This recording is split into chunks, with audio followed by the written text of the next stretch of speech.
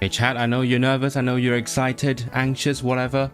Let me finish my very last slice of mooncake. That's a leftover from like the start of the month. So I'm gonna finish that and then I'm gonna see you all very soon.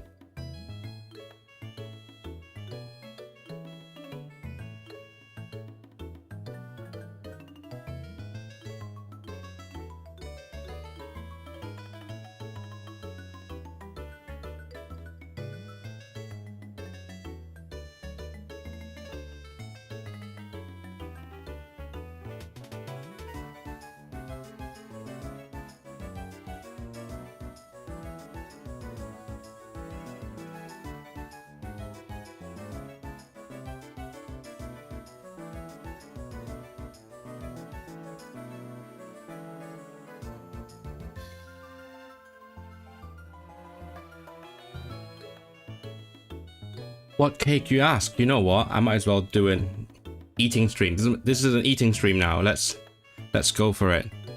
Wait, give me a second. Let me check. Camera lights. All good. Nothing shady, definitely. Okay. Hey chat. This is an eating stream now, as I said, because you asked for it. Rhapsody Manx, that's on you. That you have to watch me eat. That's a mooncake. It doesn't have a moon on it, but it is from the Mid-Autumn Festival, so that's what it is.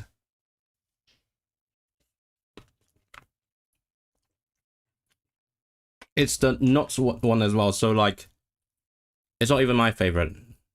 That's an understatement. I freaking hate this one, but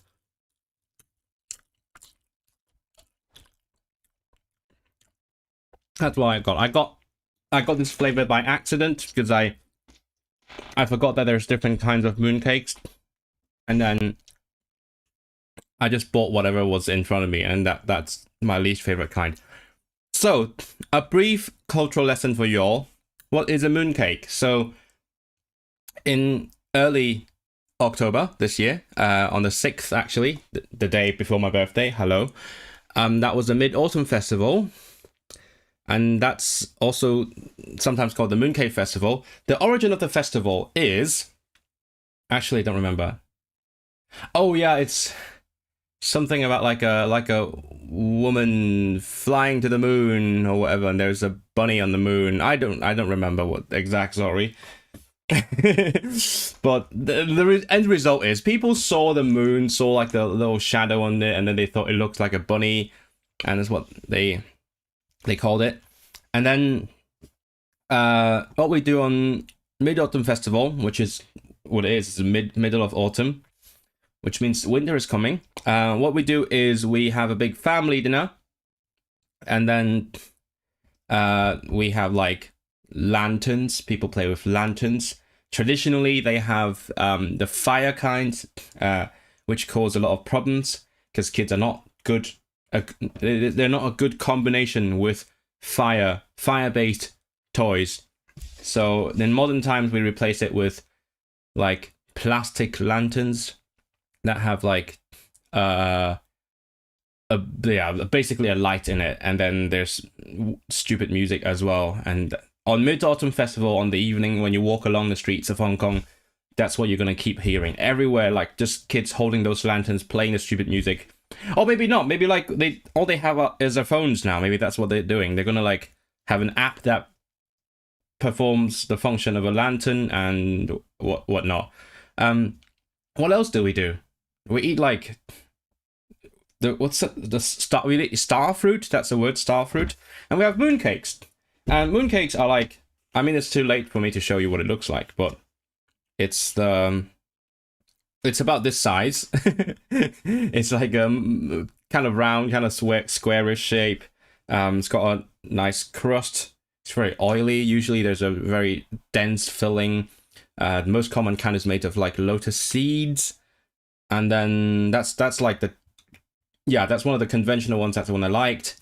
This one is made of nuts, and which is kind of nuts, and I don't like it. As I said, I got this by accident. Literally, because before this year, I hadn't had mooncakes for like so many years. Basically, since I moved abroad to live alone, I haven't been celebrating Mid-Autumn Festival, and this year I was like, kind of feel like it. So on the day after Mid-Autumn, which was my birthday, as I remarked, I went to the supermarket and tried to get a tin of these things. They come in tins, yeah, one of those tins that you can put lots of other stuff in. And I was hoping they'd be discounted after the festival, but alas, how do you pronounce that word? Alas, they were not. So I paid £28 for like 4 mooncakes. And then it turned out to be a flavor that I literally had never tried this before, and it kind of I hated it. In Hong Kong we have the newer like snowy mooncakes, which are like, they have ice cream-esque filling inside. It's obviously frozen. That's so much better. It's very sweet. It's completely different flavors. Like, there's also like the ice cream mooncakes, which is a different thing again. That's like actual ice cream in it. It's like eating one of those ice lollies. No, what's the kind of ice lolly where it's like more like ice cream and less like ice inside? Is there a word for those things? Anyway, it's like that. Whereas snow skin mooncakes are slightly less ice cream-esque, but they are also frozen. And they're really good, really sweet. And then I thought it was funny. I got a mooncake and then posted on Instagram saying, "Hey, this is my birthday cake." That's nobody has ever said that. Nobody's ever used a mooncake as a birthday cake. So I was like, I'm gonna do that, because who cares? I was on my own, might as well. And my friend Michelle, who is not with us today because she's in a class, she had the same idea, and she got me another tin of mooncakes, which I have promptly finished because that one's weird. It's made locally. This one was made in Hong Kong and imported. That one she bought was made locally here in the UK, in Manchester actually, and it's made with a weird filling. It's made from wintermelon, and she knows I like to drink wintermelon tea when I go to the bubble tea shop, so she got me that. And that was wild. I'd never heard of that before, so I googled it. Turns out, no, actually I didn't Google it. I mentioned it with a friend of mine. No, I mentioned it to my student. Yes, my student, who lived in Australia, who told me that apparently there is a kind of cake from Shanghai that uses like a wintermelon filling. So I googled that cake, and it's the exact same filling. So what this shop does in Manchester Chinatown was that they took the filling from that Shanghai non-mooncake, some other kind of cake. They popped it in the mooncake, and that was surprisingly good. It's unconventional, but it was not bad. Whereas I'm just hating on these nuts. Sorry, I'm hitting on these nuts. I'm just gonna finish it while I catch up with chat. Where's that coming from? What? What? That came out of nowhere, Rhapsody Max. What the hell? What moral dilemma? I'm not your therapist, hopefully, but I don't know. We'll see. How many days late? 22 days late. 30 years old, but looks like. Do I look 18? Do I? I don't know. I think I look at my age, but I guess it depends on your perspective. I think I had this conversation with someone else the other day, and I was like, yeah, no. From my perspective, other people look old. I look my age. But then from other people's perspectives, I look young. So what can I say? The children yearn for the fire. Oh yeah, there is also another thing that people do on Mid-Autumn Festival. I don't know exactly how they do it, but basically they play with fire. They grab like a bunch of candles, pop it on one of those tins holding the mooncakes. After they eat the mooncake, they use the wax to sort of stand to stick the candles upright on the tin. Then they keep burning until it's like red hot, and then shit. What is it that they do? They do something. See, that's how you know I haven't done it, because I actually don't know how they do it. Maybe like pour water on it or something. They do something that makes it sort of blow up. You know what? Fuck it, I'll Google it. So that's done.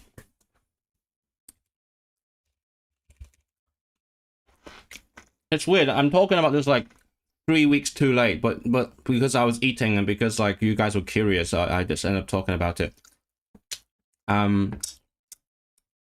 Let's do this. Let's look at a video together while we're still like waiting for more people to show up or whatever. 1 second. Let me.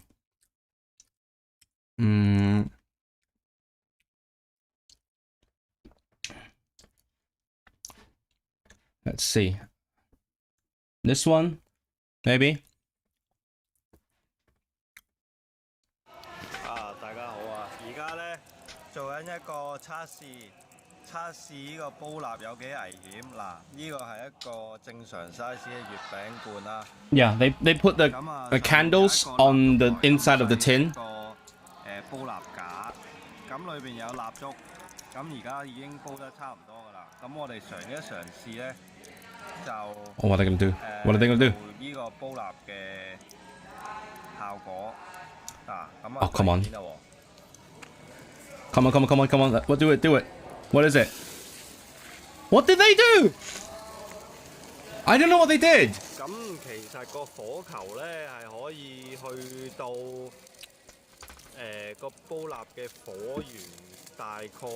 Okay, no, that's not helpful. I don't know what they did. He didn't say what they did, and also you couldn't see what they did. It's just they did something, and then the whole thing, like the entire flame went crazy, went up, and it's very dangerous, and people get burnt. That's one thing you do on Mid-Autumn. Obviously I haven't done that before, but that's what the children yearn for. I don't look my age. I don't know. Again, it's about like perspective, right? I think I look exactly my age. If I'm clean shaven, I can pass for 16. Oh my god, what the hell? What in the actual flattery? I didn't shave today. I had a long day, lots of errands. What did I do? I had to pick up some stuff to mark for my TA work. I got myself a new student card, which is exciting. Somehow I thought I was cheating the system when I asked for a new student card by saying like, oh, I've submitted my PhD, but I'm still waiting for my Viva. Can you give me a new card so that I can access the libraries and things? And they were like, oh yeah, no, we have a special one exactly for that. I was like, oh my god. I thought I was trying to like get away with something, but no, it was built into the system. So yeah, I got a new card. In my university, they just print it right away, endlessly milking the student discount. I mean, that's what I was hoping for, obviously. But turns out, it is perfectly allowed. It is valid. It is built into the university system. And what they said was they can make it last as long as 3 months past my Viva exam. But I don't know when my Viva is. Not quite yet, so they just gave me 3 more months, so I can milk the student discount for 3 more months. That perfectly legitimately.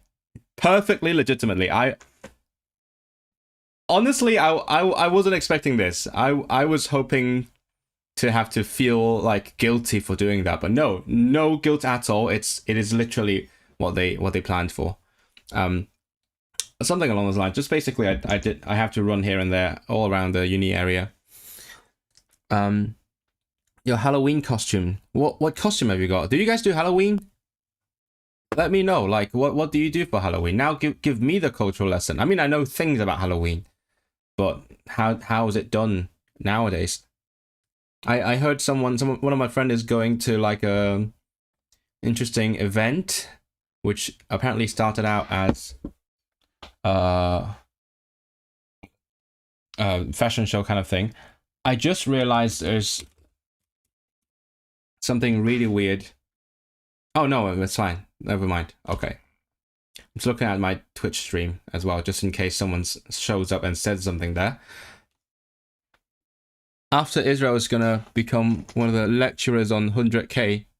How much is lecturers getting paid now? Let me see. I actually don't know. Average base salary 41,751. That's very far from 100k. That's 40k. I mean, like it's only twice as much as the basic like starting graduate job. There are lecturers on 100k, crikey. Yeah, I think if you get to like a professor and if you do like admin things, you get to 100k, but then at that point you're not really doing as much teaching / research anymore. So I'm dressing up as a scary monster. There's some... Oh, what kind of scary monster? Is it like a literal monster or like a figurative monster? Because I've seen a lot of those costumes lately. I was just told that apparently some people have dressed up as an exam, a specific exam that sort of traumatizes everyone. Speaking of exam, I just started editing my Welsh exam vlog, and that was fun. If you are on my Instagram broadcast channel, you will have seen this, but if you're not, that's what happened. In my footage, when I was filming myself, I said, hey, to the editor, please do this and that. And that sort of took me aback because that was so long ago that I filmed that in June, and it's quite a throwback.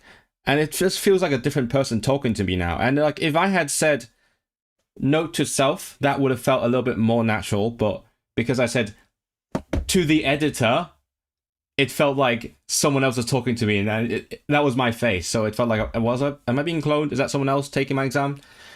But yeah, it is a throwback because it's been a while and I just haven't gotten around to editing that video. I still want to do it because it is an interesting time in my life. There was a month full of different exams, and also I had like some personal problems that I had to get through. So there was a lot going on at the same time. Thankfully, that's like way behind me now. There are some uni prof lectures on it. Yeah, I'm sure there is, but the question is like how many, and if you can even get there. Maybe like even if I get into academia, by the time I get to that point, the money would have dried up, so they would just close the post or something, or like just close the department. Who knows? Nigel Farage. How would you dress up that guy as that guy? Well, do you need like the cigarette that he keeps smoking in every single bad depiction of the man? There's always a cigarette. I did order a mask. I mean, it reminds me of the Language Simps masks. Have you seen those masks? He has a Putin mask, and he has I think it's a Hillary Clinton mask. Haven't seen him in a while. Kind of miss the man.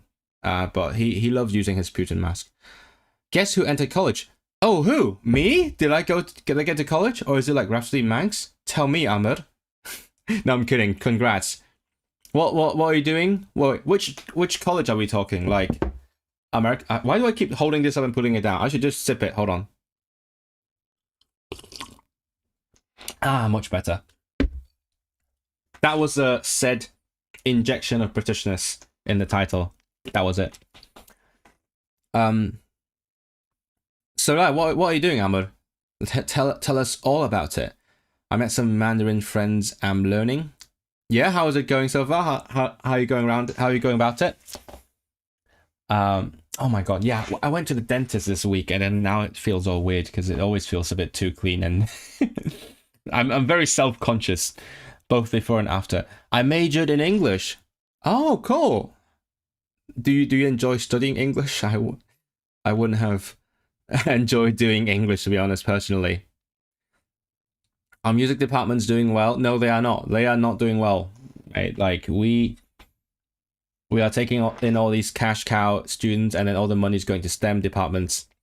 And what else? I mean, the departments in Cardiff almost got closed down. I think they have been rescued, maybe. Let me check. Because I know people who teach there. That's why. Yeah, there you are. I'll show you. Yeah, Cardiff University almost cut the entire department. they cut music and languages. Literally, they just hate me so much. They cut the two things I love, and in the capital of the country I love. So, but I think they reversed it, so it's staying for now. But I don't know how that's gonna pan out. But yeah, I felt really bad because I know people teaching there, and I was very close to doing my PhD there as well, like so close. Back then I applied for this thing called a doctoral training partnership, which means you get a degree from one university, but like in practice you go to two universities and you get supervision from both universities. So I was going to go to Bristol and Cardiff. It's like regional as well, like so you would have done like Manchester and Liverpool or something, or it could be like a non-university institution like a museum. You could do a partnership with the university and a museum and so on. I was going to do it with Bristol and Cardiff University, but I didn't get the funding. I got the place. I got offered a place on both universities individually. I was going to go there, but I didn't get funding, and I was like, I'm going to sit it out. And then it turned out to be a great decision. Not because like this department was getting shut down, but like because of COVID. That was 2020 to 21. So I did a gap year at the perfect time. And I didn't start my PhD then. I did YouTube instead. So good choice. And then the next year I changed my mind and I came to Manchester because I decided the supervisor was the right one for me. But now I look back and see this and I'm like, oh, that's a university I could have ended up in. That's weird. Like I hadn't even thought about the Welsh language at that time. I'm a different person now. A few years in. Now I just look at this and I'm like, oh, hey, that would be cool to study in Welsh and things. And I wonder if they offer degrees, like music degrees in Welsh. Can you do that? The question is, do people do that? Because I know Bangor does it, but Bangor is Bangor and Cardiff is Cardiff. So what can I say? I know Aberystwyth doesn't do music, which is a shame. Well, I haven't been. I'm going to go at some point. The Newcastle geography one might close soon. Yeah, that's what's happening. Might close soon. I'm still learning English. And I'm getting cooked. Like by the weather? Or like in what way? Are you cooking or are you getting cooked? I literally replied a friend's message this morning saying, do you mean they are cooked or they cooked? They mean practically opposite things. I like languages. Newcastle tried to sack over half the geography department. Yeah. What's the worst major? Oh, have you seen the Oliver's Oxford videos? I watched those like religiously, and I think he did multiple ones just asking people which subject is a red flag, and most people just said PPE, which makes sense. Theatre? You do theatre? Bangor has a good debate union. Have I been to uni? I've visited someone at the uni. I've got like a quick tour of like the music building, which is like a little house. I think it was literally just a house and just they put stuff in there. No, that's a practice building. I think that I've been to the practice building. I haven't been to much at Bangor. But I know it's prestigious, and I know they have Welsh language programs and things, which is kind of slay. I often think that I woke up one day and randomly decided to start learning my TL for no reason at all. Several years later, I'm a totally different person. That's one of my favorite things about language learning, because it's like such a huge change in your life. I mean, lots of changes can happen, right? You can get a qualification, you can like start a different hobby, you can get really into a certain fandom or whatever, but like learning a language makes me feel like a completely different person, because sometimes I look at a book and I think, hey, just like a few years ago, that would have been completely alien to me. But like now I read it and I understand what's going on. I know every word. I know like what they mean put together. I can see structure in the text. I can see narrative. I can see argumentation. Like yesterday I was watching the Welsh current affairs program, Pawb Iorwerth, and so at some point I was like, wait, yeah, that would be entirely weird if I were just watching this a few years back. But no, now I can actually just get my news and things in Welsh, and my social circles have been changed because of this. Obviously, when Welsh is kind of the exception because I've gone 2 places because of this language. But also, it's the same for every language. Sometimes I just start reflecting on who I would have been if I didn't speak this language, and it blows my mind. It blows my mind. And every new language I learn, especially everyone that I learn to a high level, it feels like it becomes a part of my soul, like a Horcrux. No, I should be making Harry Potter references. It's like I have a different part of me that only exists because I started learning this, and especially with languages that are kind of weird to learn, right? It would work for like big languages as well, but those are kind of more conventional. But like with smaller languages, it is a brave decision to start learning. It is an unconventional decision to go into it. And to me, that makes the fruition even better because it makes me a little bit more unique. And now I sound like I want to be a snowflake, but you know what I mean. I'm getting cooked by the midterm exams. Oh, it's midterm already, isn't it? Wait, so you didn't just start? You sounded like you just started college. Or is this the first stream you've been to since you started, Amr? I'm shocked you didn't say accounting. I still regularly wonder why I'm doing it. It's fun. That's the only reason you need, right? It's fun. You enjoy it. Especially as adults, like it's so hard already, adulting, right? Like you might as well have some fun while we're at it. If it doesn't stress you out, then it's worth it. Sheen Iorwerth used to present that show. Did he? Did he actually? I know he used to be a journalist, but I didn't know he did this. That's crazy. That's crazy. I'm on it tomorrow. Just sort of my, just put that in. Yeah. I'm going. This is the news update with Rhapsody Lingo. I'm going to Llanelli tomorrow early morning. I'm packing tonight. I'm staying in like South Wales for a few days. So I need to pack to get my gear. Probably recording a podcast while I'm there. So I do need to like save some time before bed tonight. But yeah, I'm going there. I'm going to be on Pal by Var. I'm not going to say anything probably. They gave me a form when I signed. No, it sounds like I asked to be on it, but no, they asked me to be on it as like an audience member. So how the show works is they have a panel of like politicians, and then they have a bunch of audience, like several dozen.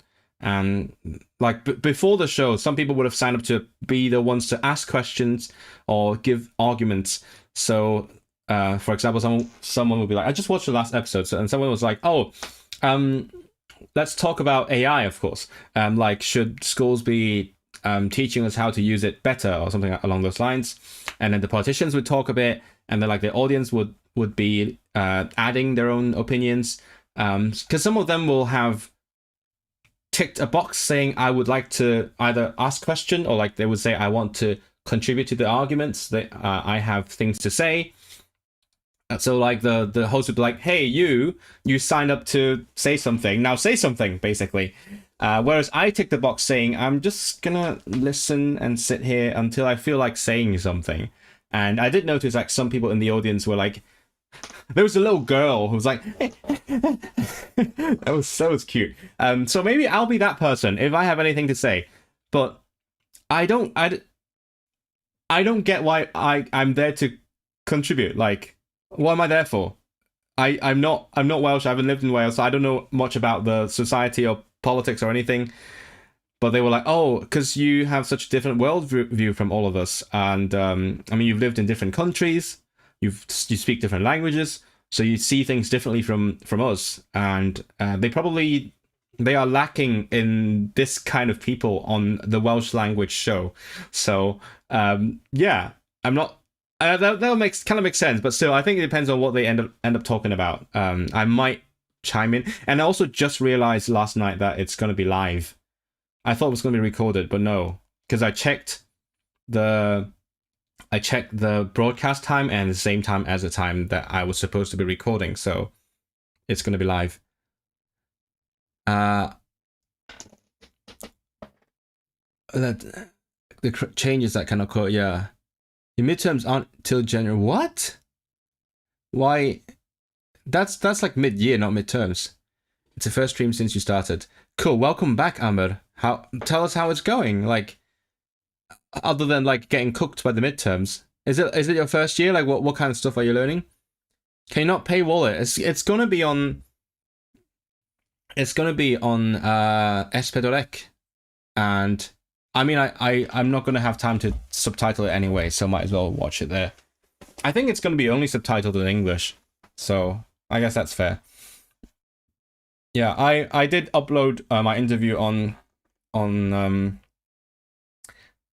BBC Radio Cymru, and yes, it is paywalled, so you know what to do. become a channel member to watch it, especially if you understand Welsh. That it is in Welsh, so what can I say? That's why I didn't want it to factor into my algorithm and my audience, whatever is. Yeah, I didn't want to like have a record of that because it's going to expire at some point. I'm going to also be on Pnawn Da on Friday. That's the main reason I'm there. They want to interview me. So my plan is I'm going to film a vlog of just me going around places, visiting Swansea for the first time, and like, being at the studio, I assume.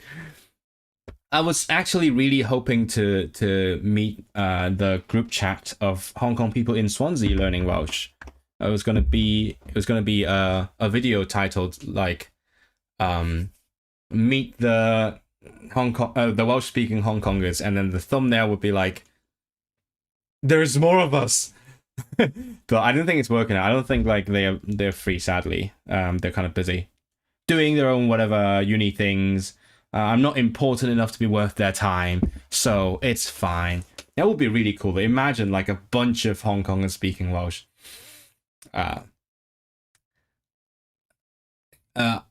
I totally love it, especially the translation and writing courses. They're hard, so fun to study. Oh yeah, you do translation as well. I remember when I met an old Japanese friend back in the day, long time ago. I asked her what she was studying, and she said linguistics.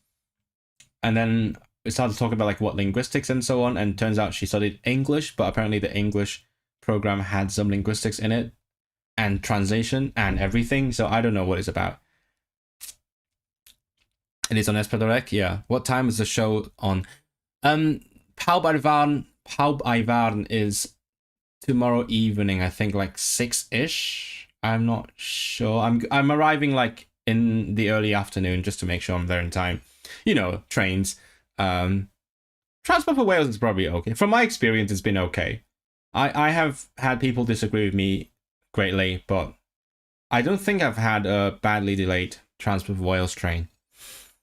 And then on Friday, it's going to be pre-recorded, thank God. It's going to be broadcast in the afternoon, I think. It's called Pnawn Da, so good afternoon. Yeah. I'm mentally, like, every time before I go to bed now, I'm just mentally going through the talking points. It's like a politician getting interviewed. Like, I need to say this and that. Meanwhile, I'm like thinking about what I want to say. I do want to bring up things like, you know, language equality and linguistic rights and all that, but I don't think we're going to have the time for it. That's what happened last time with BBC Radio Cymru, because I wanted to bring up things like that, but I just didn't get to. They just asked me about like how I learned Welsh and things, and then they played my music, and that was like the long and short of it. This time I have like, I don't know, 10 minutes, and I'm thinking, what should I say? What can I say? I'm not sure anymore.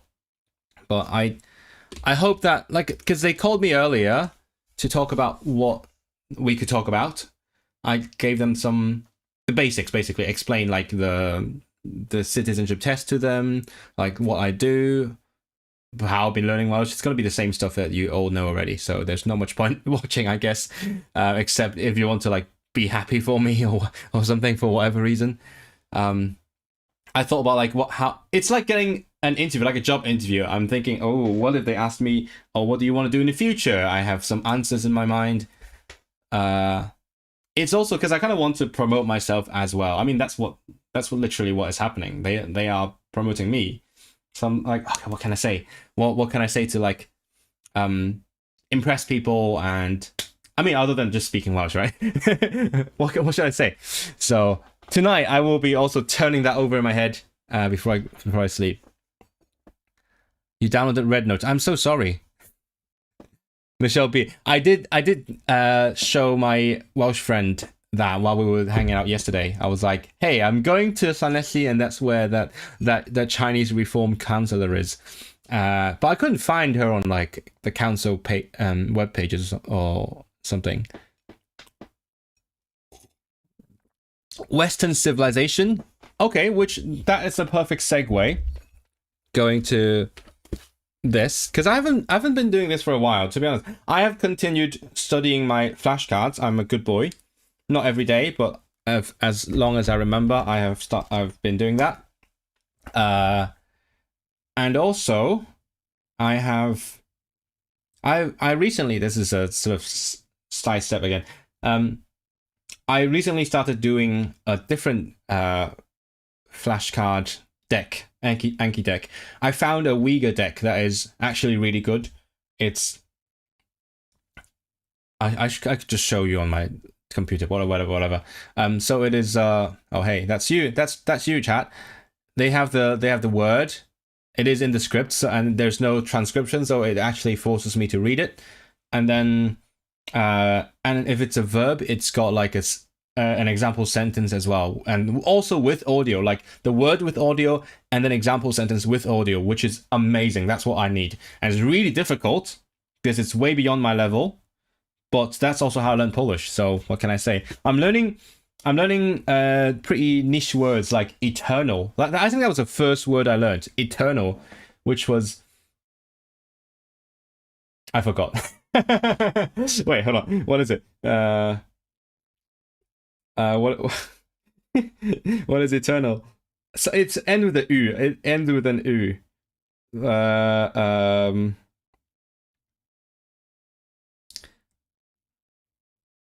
It's mengu, yeah, mengu, and that's good training for reading. Anyway, so I've been continuing with my life in the UK flashcards. Another update about my test. They last told me that I will have to take the test in Cardiff. They told me in August, and then I was like, if you remember, I was like, okay, I'm gonna let them know around 12 weeks before I intend to take the test, because they need 12 weeks to translate the test. Obviously, that's such a Herculean effort. And then so I sent them an email in early October saying, okay, it's 12 weeks now, get working, start translating. And I didn't get a reply. And then like 2 weeks later, 3 weeks later, they said they would reply in 10 working days, right? So like 3 weeks later, I sent an email again and still no reply. So I decided I'm just gonna like start a new request just in case.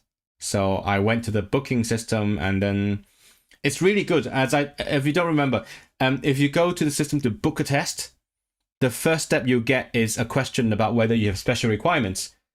And that page, like that's like literally the first step. Everyone who books a test will see that question. The question says, do you have special requirements, or do you want to take it in Gaelic or Welsh? So there's the option no, Gaelic, Welsh, and like an easy access or something. So I guess like more relaxed setting or whatever.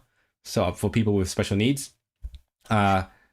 So I love that. That's like so much visibility. It's telling people you can do this. It is legally allowed. It just takes 12 weeks to prepare it. So yeah, I sent a new request. Hopefully they will see this one and actually get preparing. I also put in the typing field. I said, so I'm planning to take it in early 2026. I'm aware that you need 12 weeks. So basically do it now.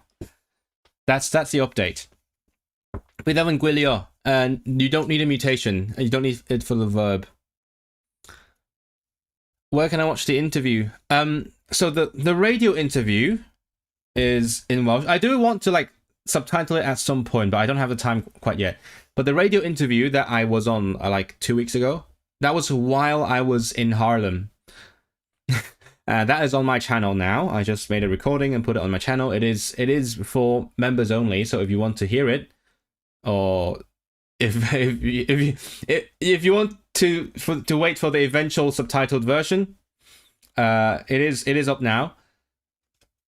I will subtitle it when I get the time. Maybe when I'm on the 5-hour train to Llanelli. And then the current affairs program is tomorrow evening. Again, I will probably just be there. And then on Friday, we're recording around noon, and the interview will be out in the afternoon on S4C. Should probably be... Oh, fuck off. I think a lot of them are going to run for Senate. Really? What? How does that work? Arabic, that's not Arabic. If that was Arabic, you'd understand it, wouldn't you? Let's see. What is this word I just showed you? So it's rust. Oh, it means truly. Oh, it's muted. Rust. Yeah, truly. Yay! I do know my words. I'm gonna do that later. Oh, this is what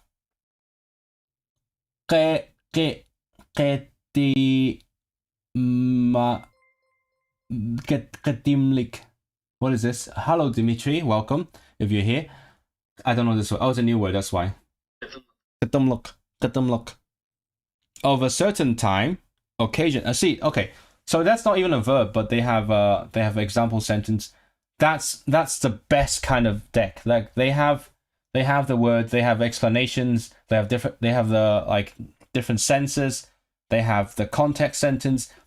Chef's kiss. I love this. Whoever made this, and the deck even has a readme page, which is crazy. Like the very first card you see, the front of the card was 5,000 most common Uyghur words, and I was like, what? Okay, sure, why not? So and then you click show answer, and it says shows you there's a readme page saying, oh, this is a bunch of words taken from here or there, and how to use it, how they recommend I do the settings, and so on, which is amazing. It's like a Git page.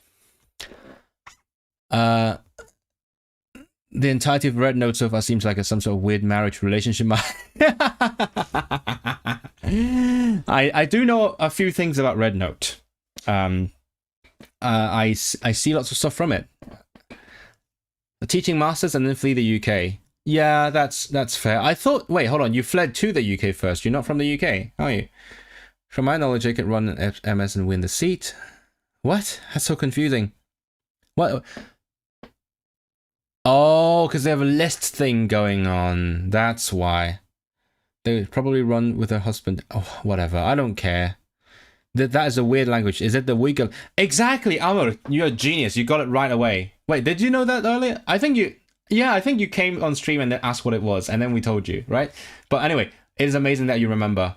It is Uyghur. I feel like I'm not gonna say I'm getting somewhere, but thanks to my Turkish knowledge, I sort of get what it's doing.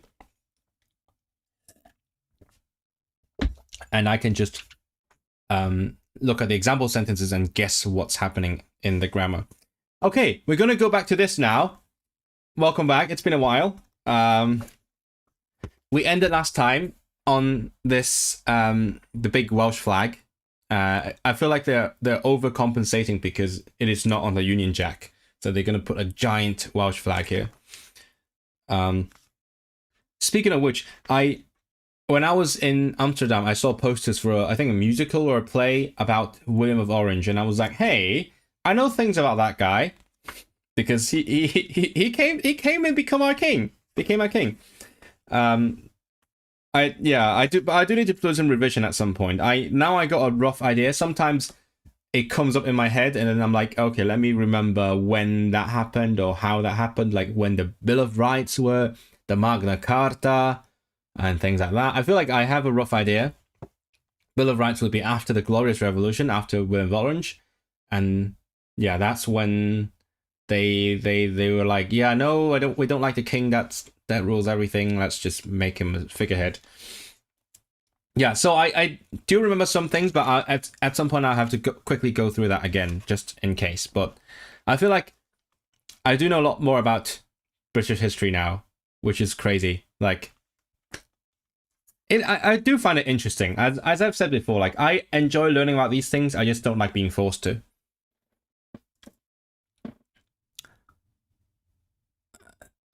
Oh, I'd love to see that as well. I think I brought up Howdo as well. Magna Carta, you had it in the last... Oh, you're studying something like that, aren't you? Yeah. So we're sort of in the same boat now. Magna Carta 12... Is it 1213, I think? Let me just quickly... Magna Carta. 1215. Oh, damn it. So close. So close. 1215. Bill of Rights, 1689. I do need to know the exact dates for these things. Glorious Revolution, 1688. I think. Yes, 1688. The king got bullied into not being a knob. Basically, that's what happened. Yeah, I forgot how all the Georges became... Oh, yeah, wait, yeah, because the parliament was like, nah, we call the shots here now. And then when some Catholic was going to become king, the parliament was like, no, screw you. We're going to go back to your family tree and find one person who's not a Catholic. So they got the German guy here. And the German couldn't speak English very well. Dirty immigrant. Doesn't even speak the local language. So basically he was just useless, right? That's what happened to... That's how the Georges became king. Yeah, I do need to remember the first prime minister, Robert Walpole. Yeah, that is. I know that it is in the exam, so I need to remember that.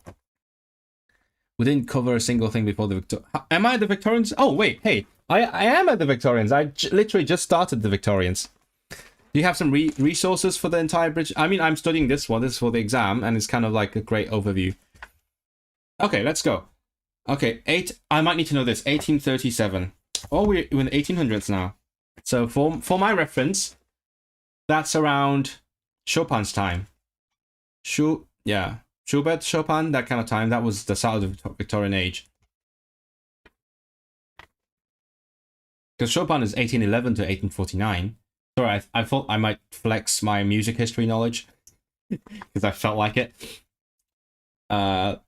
So Queen Victoria became queen, played by Jenna Coleman. Is that... Did she play her?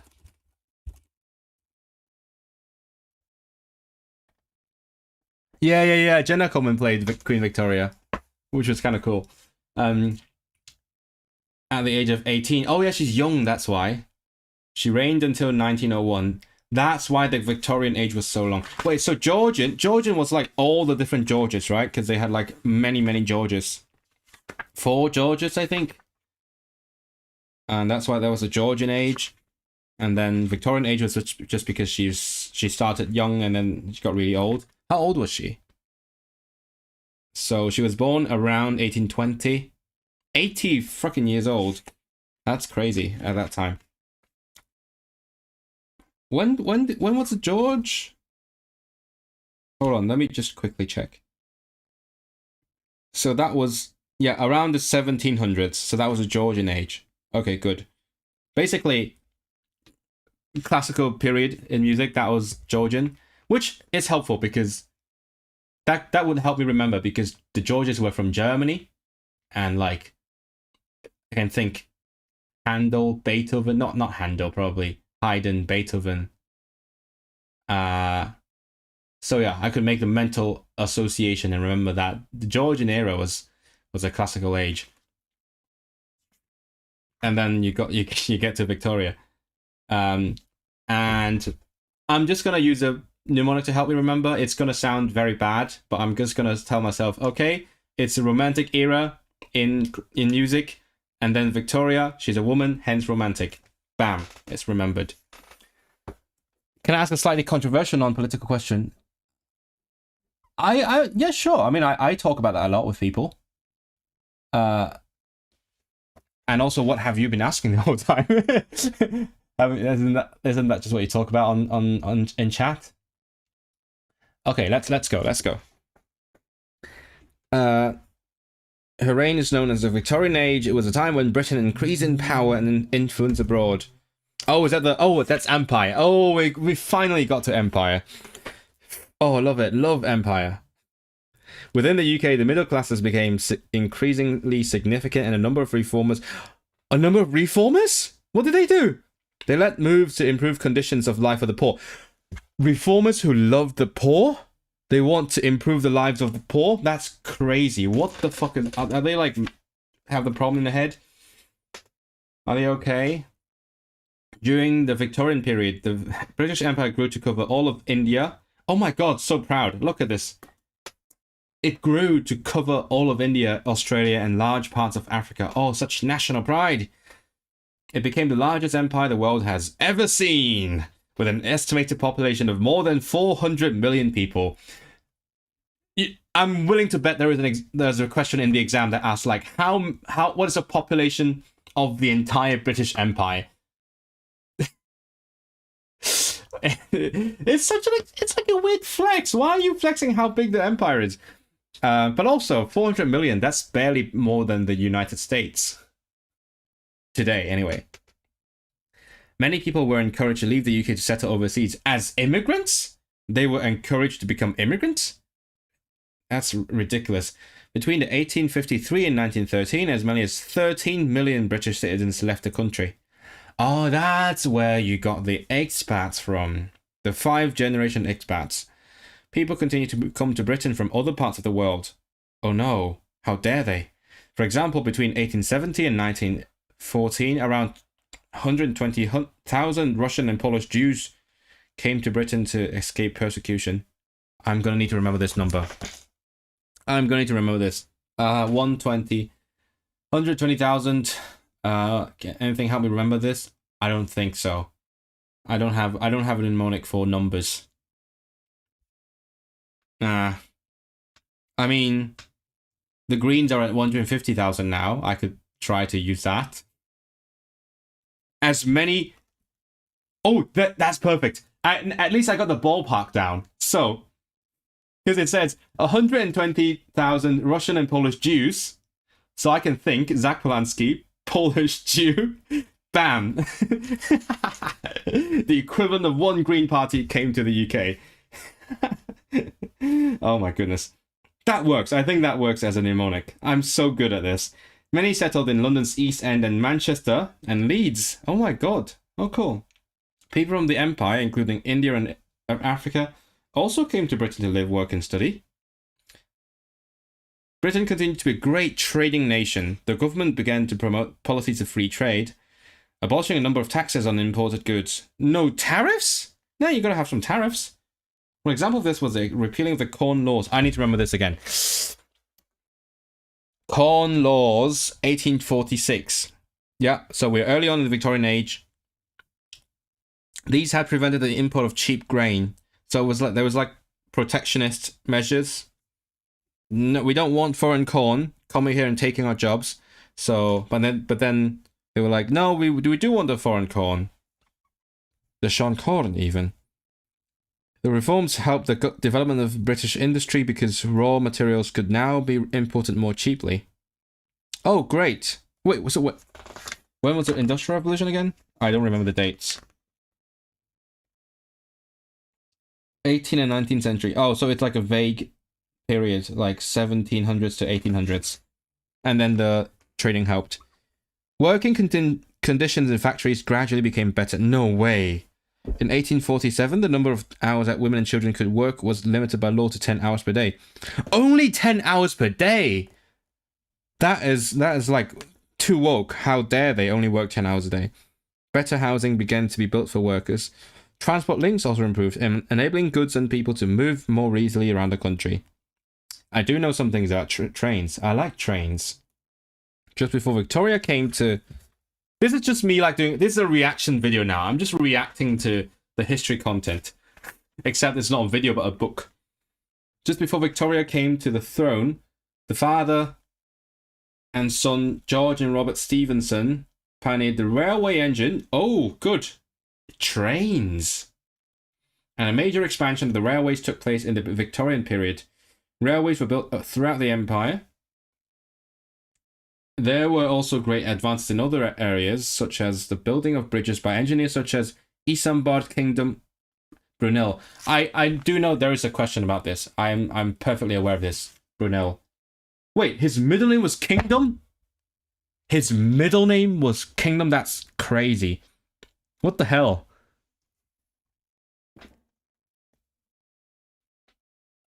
Why don't they interact with home students? Because they, for one, language barrier, for two, cultural barrier. Answered. That's why they don't interact with... And also, three, they don't intend to stay in the country. That's why they don't need to, like, develop the social circles. And also, they have enough numbers to, like, never have to interact out of their own circles. Right? It's not like Cypriots.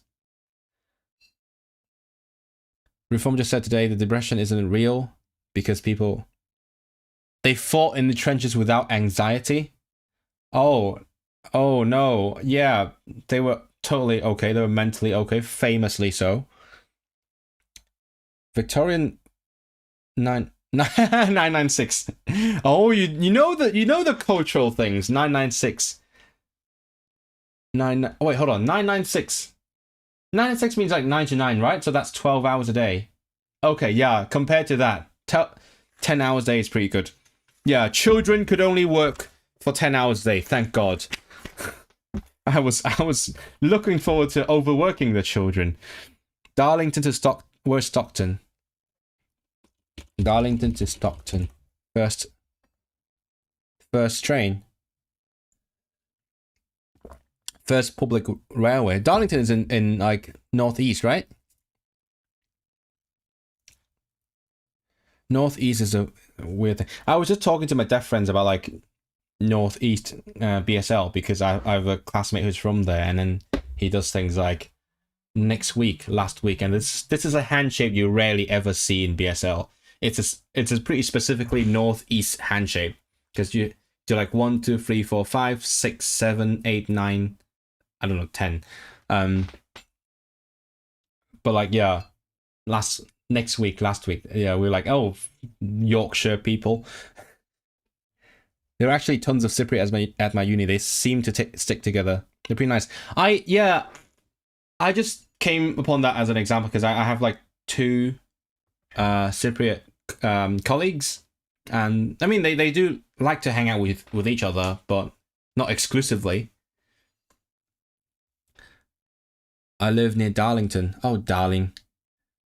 What are you doing there? Why does High Street of any UK town? Oh, they need some SUVs. Okay, what did Brunel do? Okay, I need to remember George and Robert Stephenson. Such generic names. How am I going to remember that? But I do know Brunel. Brunel's easy because the name is weird as hell. Isambard Kingdom Brunel. He's from Portsmouth. He basically lived around Chopin's time. Okay. He was an engineer who built tunnels, bridges, railway lines, and ships, and he constructed the Great Western Railway, which I will not be on tomorrow, I think. I'm going to take the direct from Manchester, so I'm not going to be on the GWR, GWR. The first major railway... Oh, I didn't know that. The first major railway built in Britain. Wait, hold on. Define major railway. What does that mean? Why is the GWR the first major railway? It runs from Paddington to Southwest, I know that. Midlands and Wales, I know that. Many of Brunel's bridges are still in use today. And he built the Clifton Bridge, I know that. I've been there. Been there. I know the bridge. Very windy. British industry led the world in the 19th century. The UK produced more than half of the world's iron, coal, and cotton cloth. Do I need to remember that? I might need to. Iron, coal. This sounds very industry-ish. Cotton, coal. Okay. The UK also became a centre for financial services, including insurance and banking. So basically London. In 1851, the Great Exhibition... What is that? The Great Exhibition. Why do they have to make everything great? The Great Exhibition opened in Hyde Park. in the Crystal. What is the Crystal Palace? Is that? I feel like. Wait, hold on. No, what?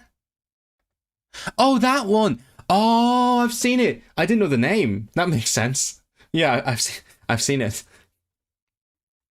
Oh, there's a football club named after it. I forgot. Like, that's weird because when I was a kid, I knew some like British football clubs. I knew the like Cantonese names, so Jingkong, but I'm not a football guy. I just made the connection in my head. I'm about 3 people in my course from the local area. Yeah, not surprised. 大家好，默默你好，你好。A huge building made of iron and glass. Exhibits range from huge machines, to handmade goods.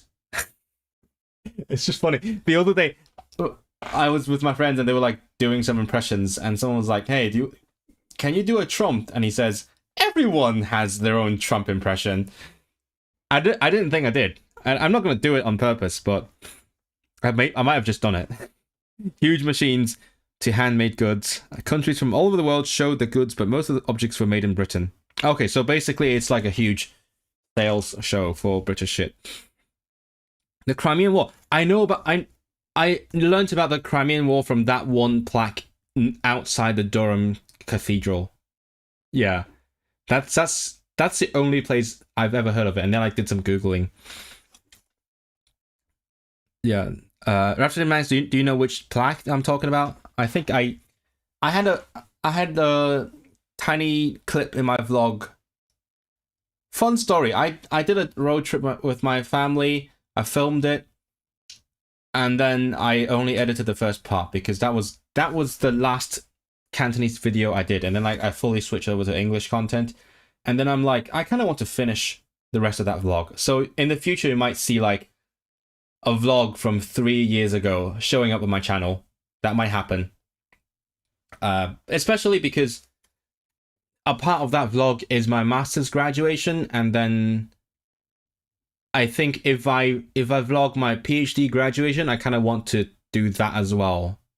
So it might be slightly confusing when you see like I just graduated, I just got my master's, and then like 2 weeks later I just got my PhD. That would be confusing. But you know what?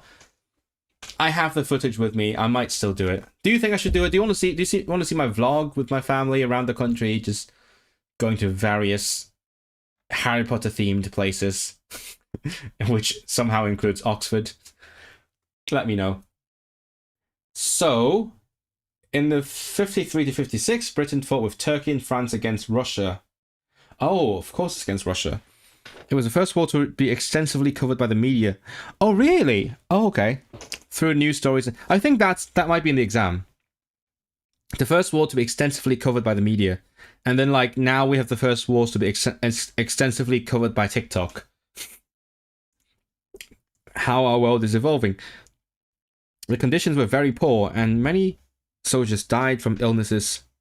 I just remembered, I think in Newcastle you say poor, right? The conditions were poor. And that reminds me, that might make it into my video. The illnesses they caught in the hospitals rather than from war wounds. Queen Victoria introduced the Victoria Cross Medal during this war. Is that important? It honours acts of valour by soldiers. Florence Nightingale. Is she a nurse? I think she's a nurse. She is. Wait, hold on. Why do I know Florence Nightingale? Oh, shit. From Doctor Who.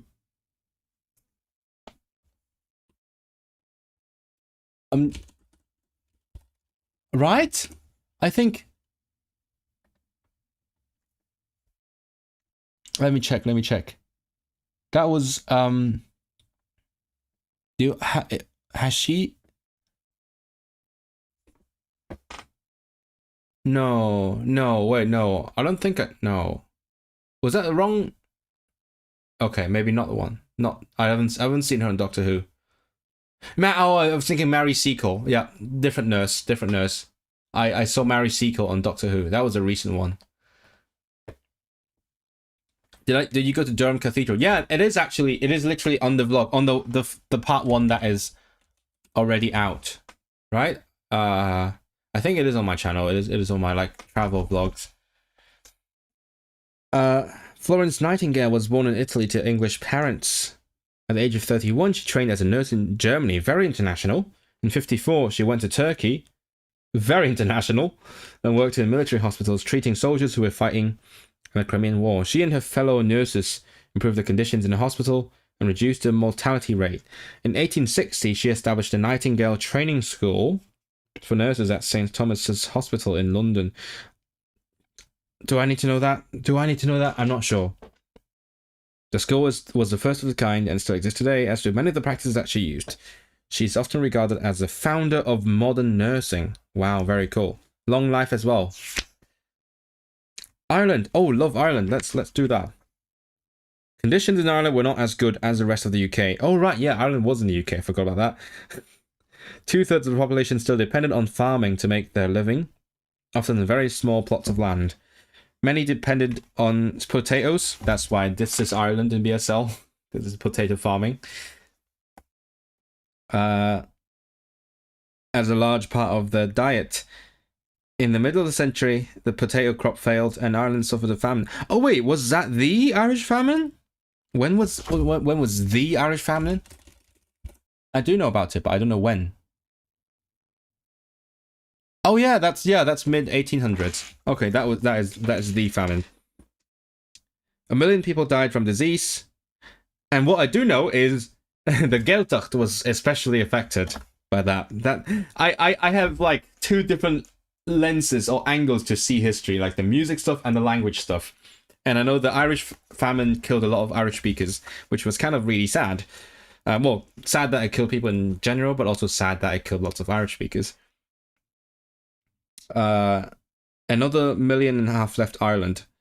Yup, some emigrated to the United States and others came to England. By 1861, there were large populations of Irish people in cities such as Liverpool, London, Manchester, and Glasgow, such as our little Ireland, which is going to get demolished very soon. Yay! If you come to Manchester, we have a tiny area just outside the Oxford Road station called Little Ireland. And it is, yeah, because Oxford Road station is getting like remodeled, and then it's going to like, yeah, they're going to take down Little Ireland, I think. That's what I've heard.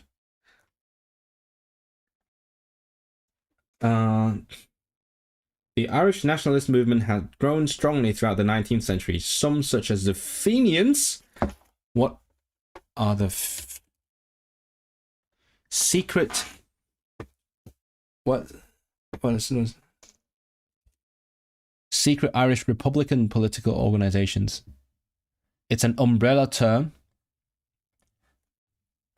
It's an umbrella term for the Irish Republican Brotherhood, and they affiliate in the United States. Oh, I did not. I feel like I've heard the word. Finichus.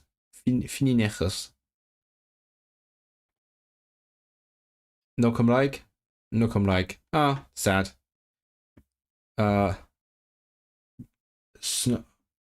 Bronach. Okay. Irish War of Independence, Easter. I know Easter Rising from going to the museum in the fuck, what's the place called? The Exchange or whatever. And I know it from my flashcards. Gwrthryfel y Pasg. Favoured complete independence. Others, such as Charles Stewart Parnell, advocated Home Rule, in which Ireland would remain in the UK but have its own parliament. Oh, so they want like devolution. That's always going to work out great. So Charles Parnell, this guy wanted devolution. As the middle classes in the wealthy industrial towns and cities grew in influence, they began to demand more political power. The Reform Act of 1832 had greatly increased the number of people with the right to vote. Oh, like electoral reform. 1832, I can remember. 1832. So that's like, let me make connections. Like not quite mid-century, like early Victorian era, right? No, actually that's before Victoria. Okay. The act also abolished the old pocket and rotten boroughs. What the fuck is that? Oh shit. See page 38. Do I know that? What? What are pocket and... What? Pocket and rotten boroughs. Oh, right. Okay, right. Pocket boroughs means constituencies controlled by a single wealthy family because they owned property.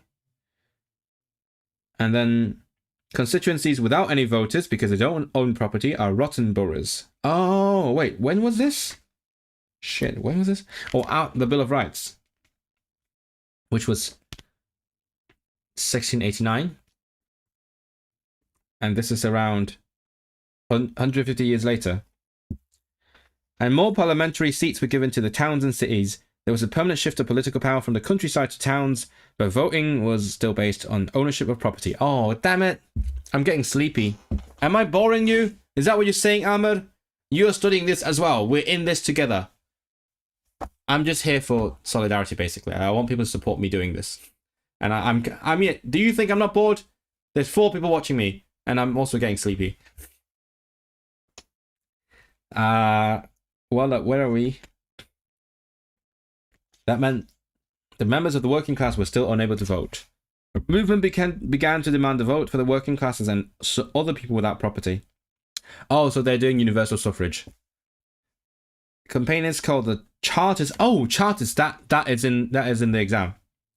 What is the Charters in Welsh? I feel like I've seen it in the flashcards. Let me try to find it. Chartist. No. Chart? No, hold on. Which? Bear in the E. Chart. No, it's not in the flashcards.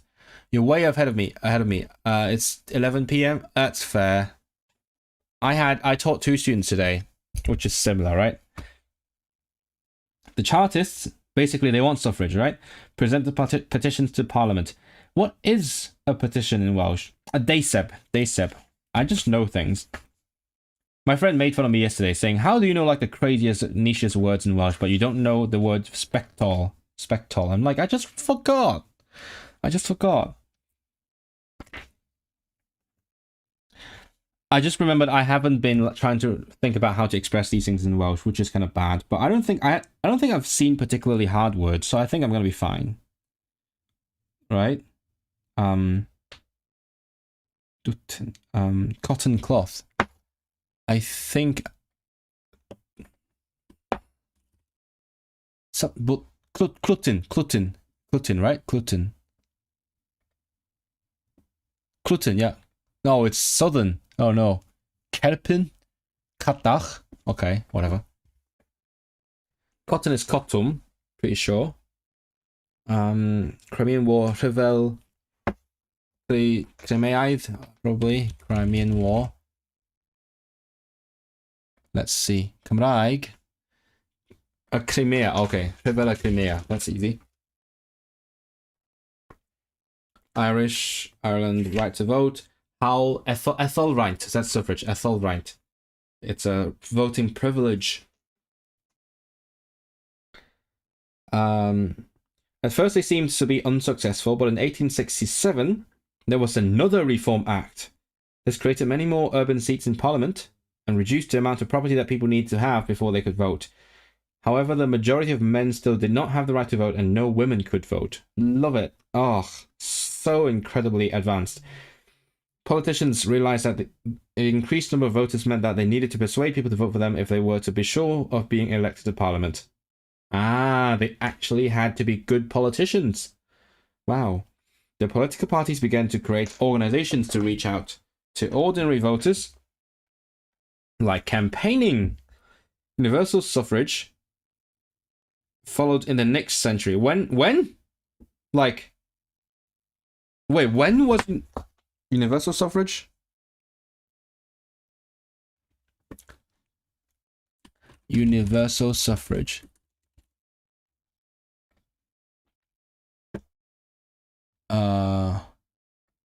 Dates by country. United Kingdom. Adult citizens 1928. Male 1918. Oh! What? Wait, no, what?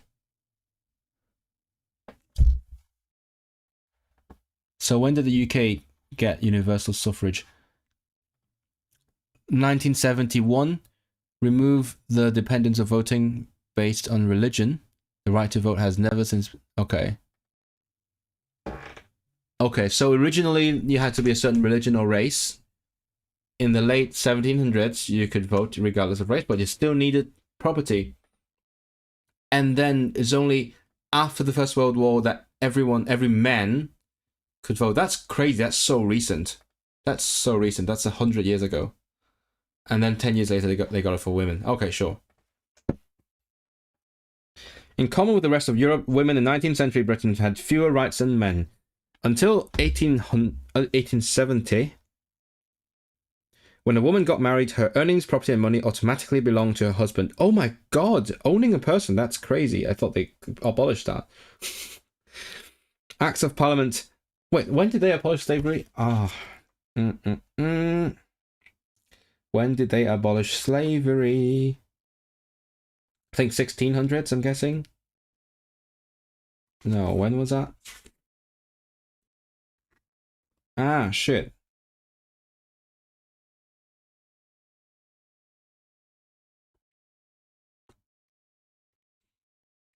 I can't find it. Oh, there we go. There we go. Okay. 1807. Oh, not that long before this. Okay. So, like, halfway through the Industrial Revolution, they abolished slavery.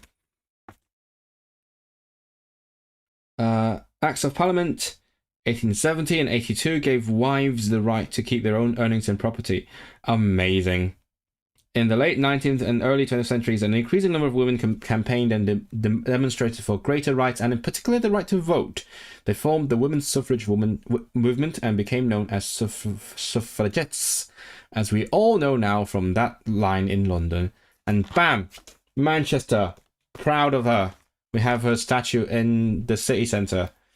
Emmeline Pankhurst. And also a building named after her in the uni, I think. Wait, the Pankhurst building? Is that called? No, it's a different Pankhurst. Shit. It's not the same Pankhurst. Oh well. So we have the statue. 1858, sorry. She set up the Women's Franchise League in 1889, which fought to... I need to remember the name. Women's Franchise League. They want to be enfranchised, don't they? They want to get the vote in local elections for married women. In 1903, she helped found the Women's Social and Political Union. Should have been so woke back in the day. Imagine. Social and Political Union. Does it have a Welsh name? Probably not. This was the first group whose members were called suffragettes. Is there a Welsh suffragettes?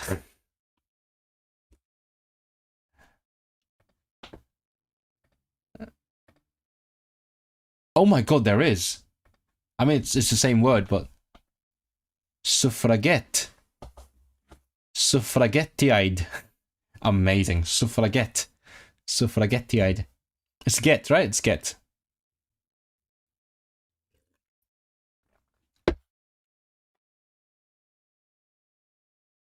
Learning resources. It's literally for people like me studying the history. I mean, to be fair, why else would you be on this page?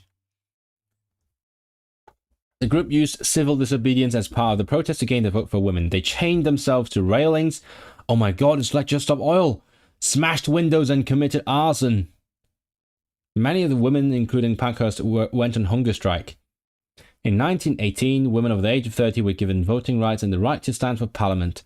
Partly in recognition of the contribution women made to the war effort. Oh, it took a whole war for them to be recognised, to be important. Lovely.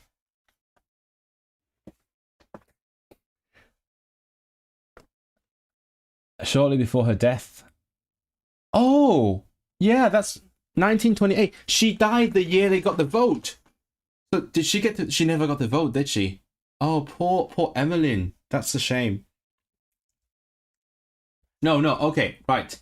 After the war, older women could vote, and then, like, just before she died, younger women could vote. Okay. The future of the empire. Although the British Empire continued to grow until the 1920s, there was already discussion in the late 19th century about its future direction. Supporters of expansion believed that the empire benefited Britain through increased trade and commerce. Duh! Of course! Like, oppressing other countries benefited Britain. Wow. Genius. Others thought the empire had become overexpanded and that the frequent conflicts in many parts of the empire, such as India's northwest frontier or southern Africa, were a drain on resources. Oh, they're still just arguing in terms of like the effects on Britain. Yet the great majority of British people believe that in the empire as a force for good in the world. Oh, the Boer War, I know this, I think. In 1899. Oh, we're going to the 19th century now. Great. Made the discussions about the future of the empire more urgent. The British went on war in South Africa with settlers from the Netherlands called the Boers. Oh, wait, so it sort of sparked the discussion on the end of the empire, right? Is that what happened? The Boers fought fiercely and the war went on for over 3 years. Many died in the fighting and many more from disease. Of course, there's always disease. There was some public sympathy of the Boers and people began to question whether the empire could continue. As different parts of the empire developed, they won greater freedom and autonomy from Britain.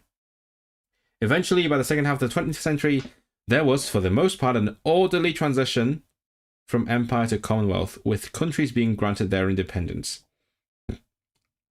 Orderly? Okay, sure. You found a good recourse. What have you found? Share. Do share. What have you found?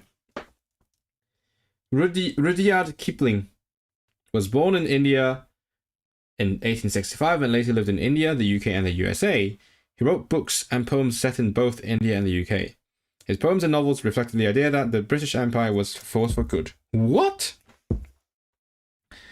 So he's like the Hong Kongers. Kipling was awarded the Nobel Prize in Literature in 1907. Oh, really? Should I know this person? Is it in the exam? His books include The Just So Stories and The Jungle. The Jungle Book? Wait, he wrote The Jungle Book?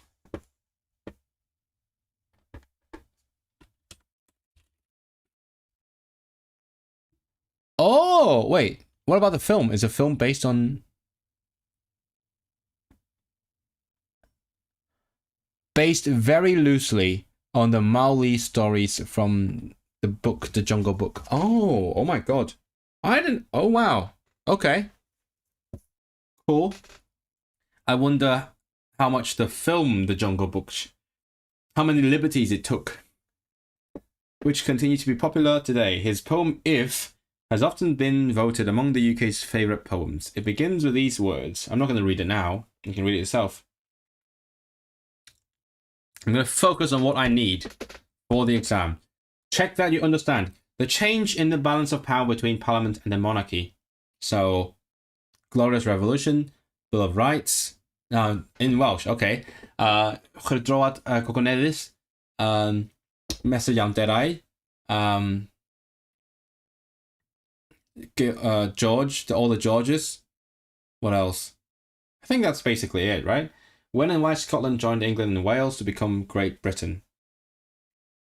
Because why? Why did Scotland join England again? I know, like, because James 1 and 6, but like, was there other reasons? I actually don't know why. Oh my god, this chapter actually started from Henry VIII. That's a long chapter. The reasons for rebellion in Scotland led by Bonnie Prince Charlie. Oh shit. Bonnie Prince Charlie. What were you on about? What were you for? He was he the son of like the James II? Was that what he was? And then Jacobites want to put him back, right? When was it though? When was it? I don't know the years. Oh shit, this is bad. Restoration, Catholic King.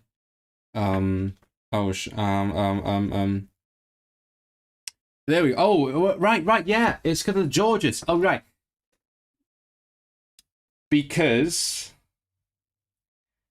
Parliament wanted the Germans because they're Protestant, and then the Scots didn't like the Protestants, so they wanted the son of James II. I do remember that, James II. Yes, good, I got that.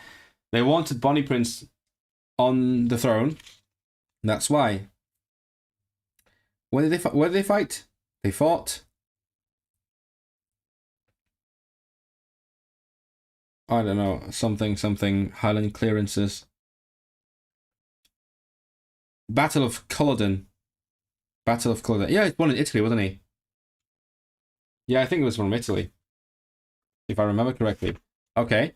The ideas of the Enlightenment. What are the ideas of the Enlightenment? Politics, philosophy. Gwleidyddiaeth, athroniaeth, gwyddoniaeth. The importance of the Industrial Revolution. Yeah, I feel like I know that. The slave trade and when it was abolished at 1800 something. Right? 1807. Yeah, I thought I was saying 1807. The growth of the empire, how democracy developed during this period. Oh, like people could vote without property. That was when? Mid 18th century, right? 1832 was the first Reform Act. 1867, the second Reform Act. And then you didn't have to own property. No, right? No, you still needed to own property. Yep, shit. Okay, so you could vote without owning a shit ton of property. And there were more urban votes. And then 1918, all the men could vote. And all the older women could vote. And then 1928, all the women could vote. Phew. The First World War. Oh, we've got that Churchill speech in here. Can I finish the history section today? And then next time we can go on to the more interesting stuff like the British values. Oh, there's Brexit. Yeah, it ends on Brexit. And then next time we can do like the British values, the UK today, the nations of the UK and all that. Yeah, let's see if we can go through all the history today. Chat, are you with me? It's going to be boring, but what can I say? We're in this together. Halli hallo, Windwalker. Britain Express has history articles. Well, I need to study exactly this book. I need to, because the exam is based on this book, and if it says something's good, something's good. Okay, let's do this. The First World War. The early 20th century was a time of optimism. That's actually the part I did study in school. Because I told you, right? I skipped a year and then I skipped to the third year in secondary school. And that's the first time I did like world history. And the first thing we did was First World War. So we're getting into territory that I actually know something about. The nation with its expansive empire, well-admired navy, thriving industry. Oh my god, stop flattering yourself, Jesus Christ. Strong political institutions was what is now known as a global superpower. What is superpower in Welsh? Global pŵer mawr bidol, right? Global byd eang. It was also a time of social progress. Progress is cynnydd cymdeithasol. Cynnydd cymdeithasol. You've seen a lot of Chinese people at the uni. Which uni? Where do you go to uni, Amr? Financial help for the unemployed. Diwaith, financial help ariannol ar gyfer y diwaith. Old age pension, pensiwn henoed, and free school meals. Prydau a fwyd ysgol am ddim, were just a few of the important measures introduced. Oh wow, okay, pretty good. Various laws were passed to improve safety in the workplace. Town planning rules were tightened to prevent the further development of the slums. What is a slum? I'm guessing it's just slum, but we'll see. Slum. Slymoedd. Slymiau. And better support was given to mothers and their children after divorce and separation. Local government became more democratic and a salary for members of parliament were introduced for the first time. Yeah, very admirable salary, making it easier for more people to take part in public life. Still, even today, it's really hard to become an MP, like financially speaking. Have you guys read the book, Why We Get the Wrong Politicians? I first bought that book many moons ago, and then I read like half of it, and then I finished it like last year. Yeah, and then I realized there was an updated version of the book. It came out before I finished reading the original version, because they had like Brexit stuff. Go learn Chinese. You can learn Chinese. It's easy, I think. This era of optimism and progress was cut short when the war broke out between several European nations. On 28 June 1914, Archduke Franz Ferdinand of Österreich was assassinated. I know that. What is assassinate in Welsh?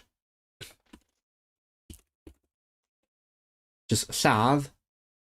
Assassinado. Sofridio. Okay, sofridio is murder. Assassinadio. How long ago do people mean when they say many moons ago? Who knows? It's a long time ago. It's up to you. It's very open to interpretation. Many moons. Maybe like many life cycles of the moon. So maybe like several universes ago. This set of a chain of events leading to the First World War, I know that, but while the assassinatio provided a trigger, a cliciad, I think, the cliciad. Oh, is that why trigger is in my flashcard deck? Is that why? The trigger for what? A cliciad am rhyfel. Other factors, such as a growing sense of nationalism in many European states. What's nationalism? I should know this. I should read Google nationalism. The funny thing is I did do this in history, like factors, distant factors, near factors, trigger. Cenedlaethol. Okay, cenedlaethol. Oh, right, yeah. National is cenedlaethol, like a national orchestra. Cerddorfa cenedlaethol. So, cenedlaetholdeb. Whereas gwrad garwch, love for your country, is patriotism. Gwrad garwch. Increasing militarism. That's such a complex word. Militarism. Militariaeth. Why can't you make the book simpler for people who are studying, who have like B1 English, or B2 I guess, next year? Imperialism. Metrolife? What? Imperialife? What? But emerotro. Imperial is emerotrol, but imperialism is imperial life. Imperial. Okay. Same loan word. They borrowed it twice. I have D1. Teach me, senpai. How do you learn D1 English? My D1 English challenge was the crossword, which I did not do very well in. And the division would be, how would you say the word division? Like sewing division. Adran dos Mraniad. I don't know how I would say division. There's so many possibilities. Isatran, Rhaniad, Rheng, Troik, Mraniad. It's fine. Mraniad. Of major European powers into two camps. Also the camps in this context. How would you say camp in this context? Like gruppi.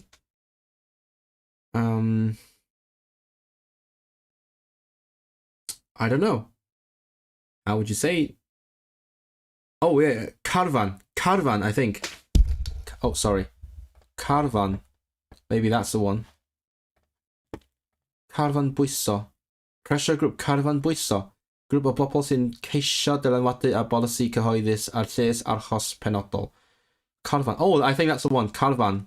I'm going to write this down because this is pretty specific. Do I have a pencil? I do have a pencil. Carvanal. Yes. Oh, you know what? I should bring these books to my interview on the telly. I should do that. That's... I don't know if I get to show it, but I actually should bring them. The conflict was centered in Europe, but it was a global war involving nations from around the world. Britain was part of the Allied powers. I probably need to like look up how to say these things in Welsh. Let's do this, guys. Actually, you know what? Suffrage. Ethelwraint.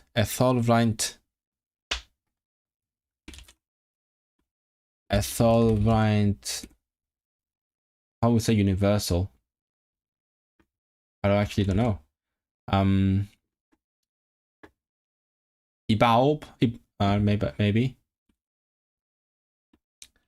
Can I? Universal suffrage in Welsh. Pleidlais gyffredinol. Oh. Okay. Yeah. So not Ethelwraint. I need to put that down. Pleidlais gyffredinol. Pleidlais. So the common vote, as it literally means, Pleidlais gyffredinol. And then I'm gonna look up the First World War. First World War. Read the Welsh page.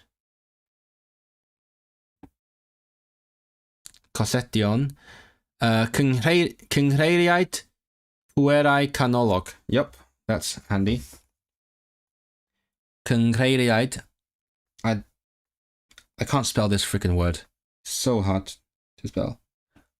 I know Cynghreir from reading the history novel, which included Frank, Russia, Japan, Gwlad Belg, Serbia, and later Gwlad Groeg, yr Eidal, Romania, a'r Unol Daleithiau.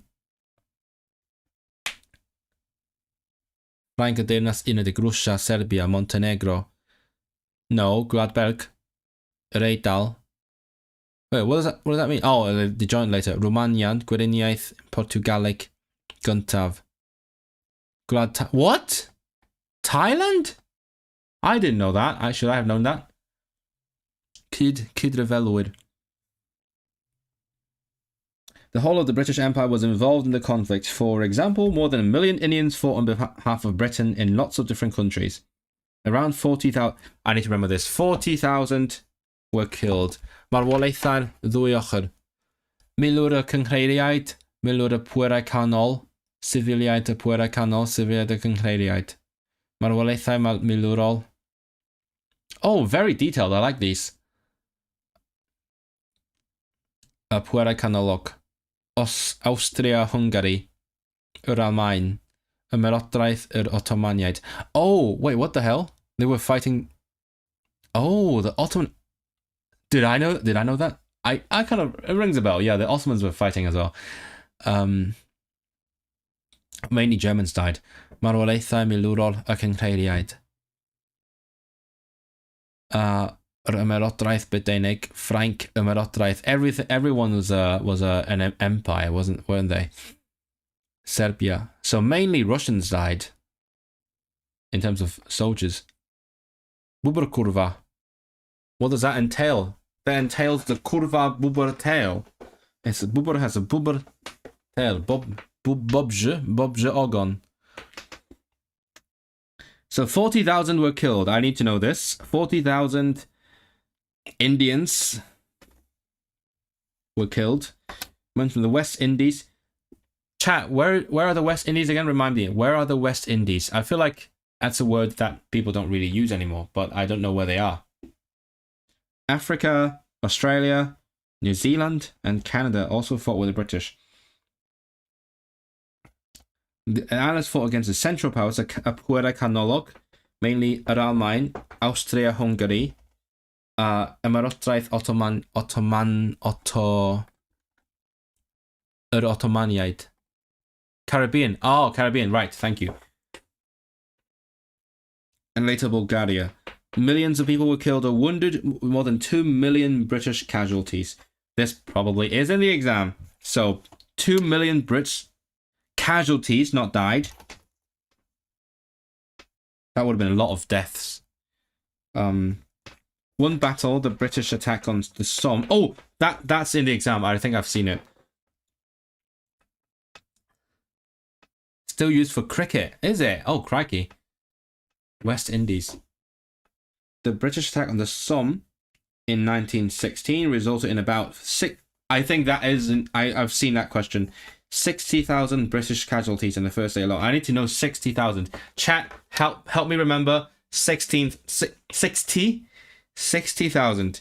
Chwedeg mil on the first day. That's very important. Attack on the Somme. Is it on Wikipedia? Somme. Yep. Brutter a Somme.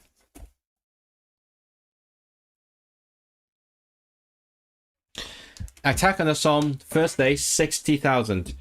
More. That's the casualties, not deaths. Casualties. Cossetion. So not everyone died. More casualties than Indians who died in the war. The First World War ended at 11 a.m. on 11 November 1918. Oh wow. Cool, I guess. Sounds like the opening of the Beijing Olympics. They like the numbers. 60,000. Is that like common knowledge? Does everyone know this number? 60,000 died on the first day on the Brutter Somme.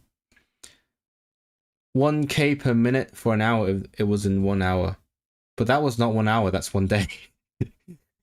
But that's a lot. That's a lot of casualties. Where is the Somme? Front a Gorllewin. Oh, like halfway through France. No, hold on. Wait, where is it? No. Is that France? No, that's France. That is France. The partition of Ireland. Oh no, that's a. We can do this. We can get through this. We can get through this, chat. 1913, the British government. That's before the war. They promised home rule for Ireland, which is Charles something Parnell wanted, right? Charles, what's her name? Charles Stuart Parnell. He wanted devolution, basically. The proposal was to have a self-governing Ireland with its own parliament, but still part of the UK. A Home Rule Bill was introduced in Parliament. It was opposed by the Protestants in the north of Ireland, who threatened to resist Home Rule by force. Wait, so they don't want devolution, do they? They want to be like a proper part of the UK in Northern Ireland because they're Protestant. When in secondary after year 9, people don't usually know it. Ich will Wasser trinken. Drink Wasser. I loved it when I was in the Netherlands. I think I was in Haarlem, and then I just saw like water fountains that said drink water. And it's perfect because it's exactly the same in Dutch and in English. Just says drink water. Everyone understands it. All the English speaking tourists and all the Dutch. Drink water. Beautiful language. So silly. Incredibly silly. Who just buzzed me? I don't know. The outbreak of the First World War led the British government to postpone any changes in Ireland. Irish nationalists were not willing to wait. Oh wait, I've read this in that museum. I feel like I know this. The Easter Rising in Gwrthryfel, a Pasg. They didn't want to wait, so during the war, they rose up against the British. The leaders of the uprising were executed under military. What's the name of that museum? I need to check. What is the name of that museum?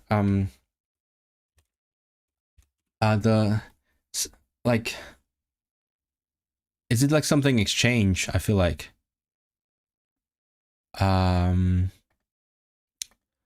I really like the literature museum, but I didn't go last time. Everything is very expensive. No, what? Is it the GPO? No, not the GPO. I don't remember. I don't think it's in here.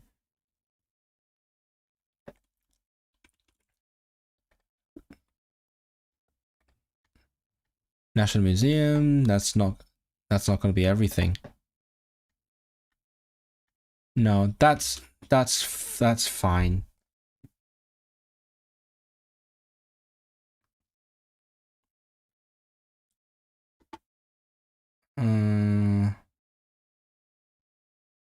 I wanted to go to Epic. That's like the migration museum, but it's like so incredibly expensive. Basically, it's just for the American tourists. Lovely to see though. What willst du Dinge auf Deutsch schreiben? Schreib auf Deutsch. Schreibt auf Deutsch bitte. Ja, schreib mehr auf Deutsch. Ich würde sehr gerne mehr Deutsch lesen und sprechen mit euch. Aber ich weiß nicht, wie viele von euch können Deutsch sprechen. Also bitte sagt es mir, wenn ihr Deutsch sprechen wollt, dann können wir ein bisschen üben und dann auch lesen zusammen. What is a gorilla? So is it in Welsh? Guerrilla. Oh, it's 2 R's. Heru vilur. Oh, heru vilur. Guerrilla. What does that mean? Heru vilur. Aelod o grŵp bach annibynnol sy'n ymosod a ddirybydd mwyn distrywio a difa. Diva? What's diva in Welsh? Diva? A hynny fel arfer yn erbyn byddin. Diva, dinistrio, rhoi diweddar adeilad hardd wedi cael ei ddifa gan dan. Ravage, consume, destroy. Oh, diva bombiau. I love the word diva. Let's use the word diva a bit more. To destroy, ravage. Ravage the building. Diva the building. And diva, a hynny fel arfer yn erbyn byddin ffurfiol. Guerrilla. Oh, you can say guerrilla. So, guerrilla, or you can say heruvilur. Heruvilur. The leaders of the uprising were executed under military war. A guerrilla war against the British Army and the police in Ireland followed. Oh, they got executed first. And then the guerrilla war. In 1921, a peace treaty was signed, and in 1922, Ireland became 2 countries. Should I know this? I should know this in general. And I should know when Ireland came to be. Since you know German, can you read the Metamorphoses? I probably can. Are you aware of Interlinear books? It's like a series of books that... It's like classics because they don't want to pay royalties, but they take the classics and then they put word-for-word translations under the each word, and that really helps reading because you can refer to it right away. And like if you read an actual translation, there's a lot of paraphrasing. They change a lot of the meaning and words, but when you read the word-for-word translations, the translation on itself doesn't make sense, but that's fine because you're not there to read it in English. You're there to read the original. And it's a great help. So I would really promote, if there's still a thing, I'm sure there's still a thing, right? Interlinear books. And they have the Metamorphoses. I don't know if they've been around for a while. I wonder if they have made any new books. Let's see. Die Leiden des jungen Werthers. That is new. I read this, like, I raw dogged it. I didn't have any translations. I had to do that in like 3 weeks for my course. I think that's new. I would love to read it again, to be honest. Die Verwandlung, there you go, the Metamorphosis. Rashomon, I don't know what it is. I've heard the name, but that's it. Armenian, Dispersia. Oh, I'd love to read some Armenian, but... Gregorian. Anyway, Arabic... The Sailor Syndicate, I don't know what this is. Dutch, Babel, just Babel.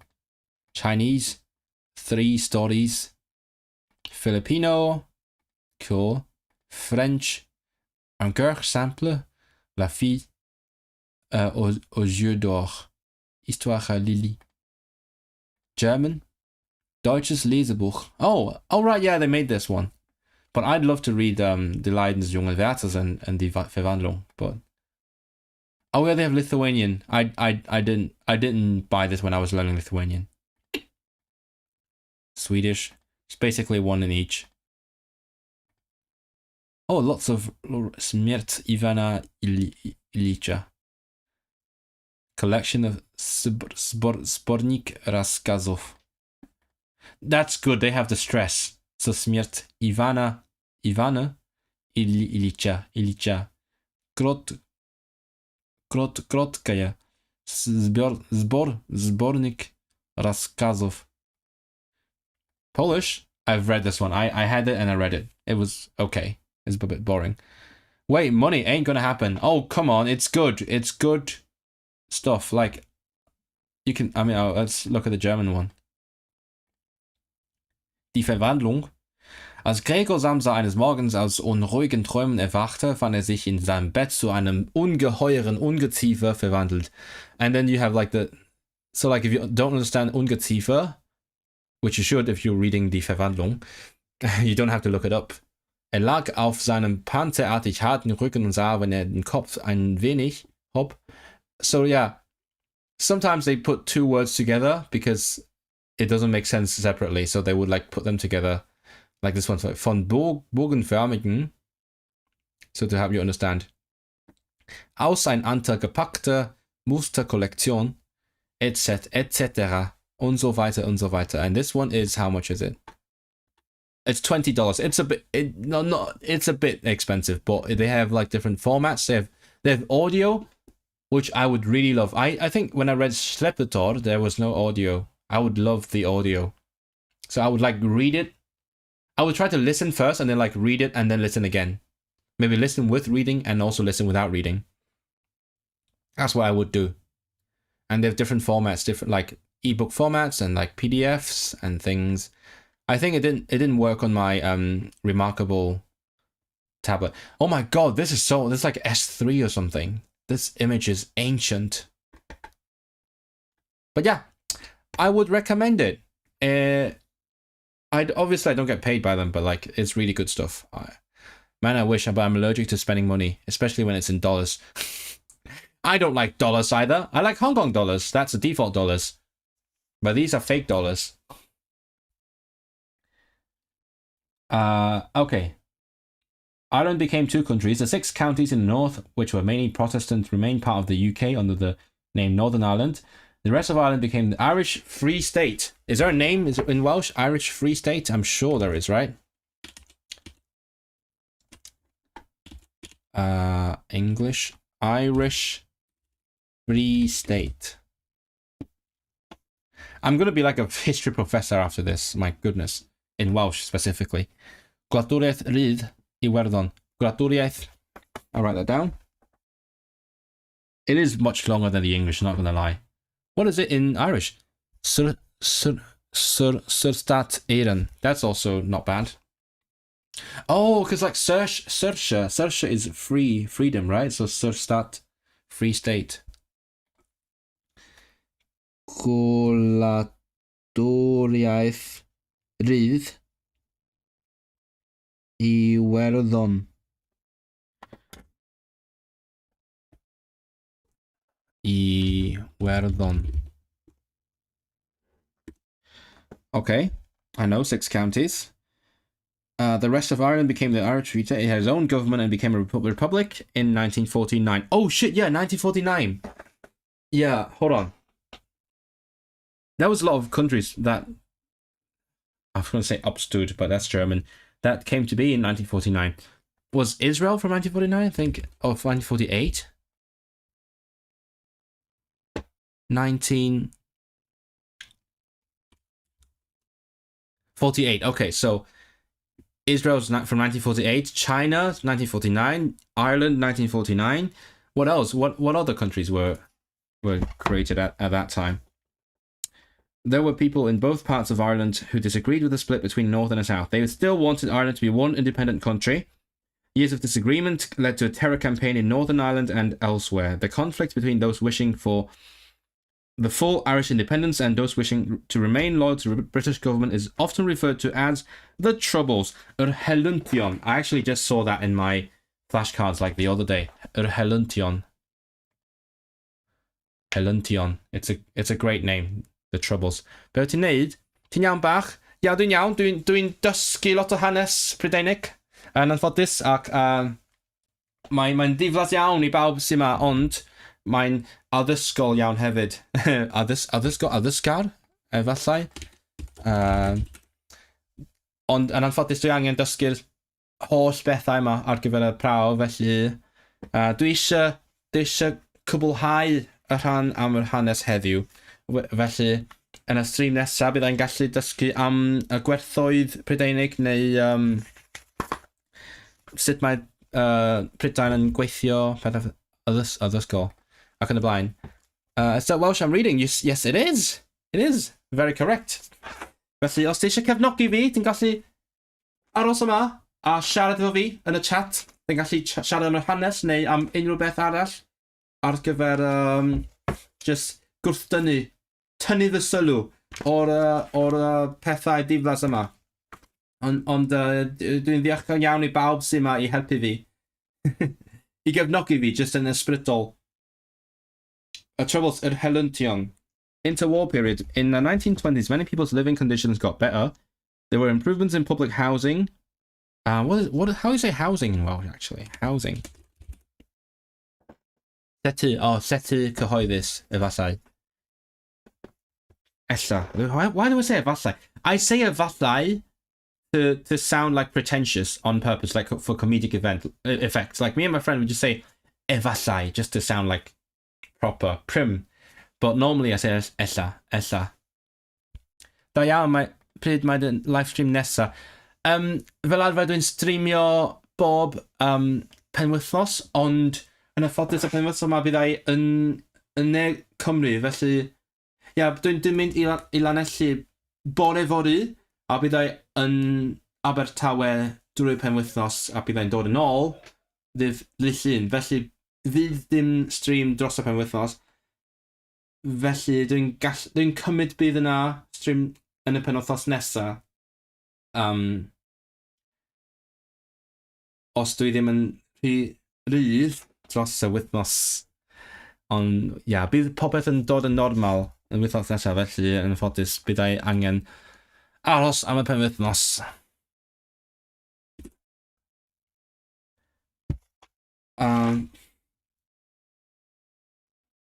In 1929, the world entered the Great Depression. Oh, I need to know this in Welsh. The Great Depression.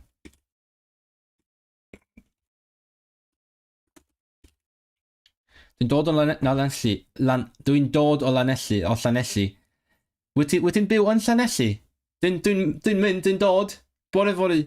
A byddai'n aros yn Llanelli tan prynawn Gwener, dwi'n meddwl.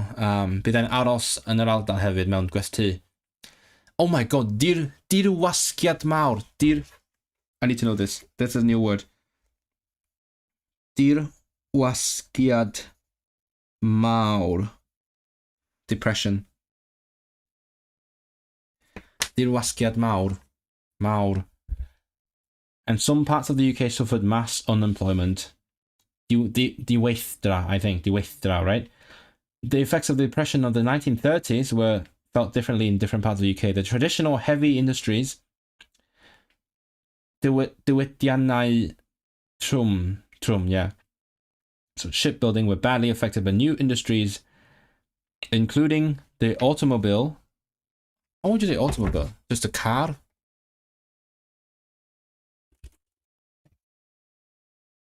Just car. Ceir. Aviation industries developed. As prices generally fell, those in work had more money to spend. Car ownership, perchnogaeth ownership, meddiant,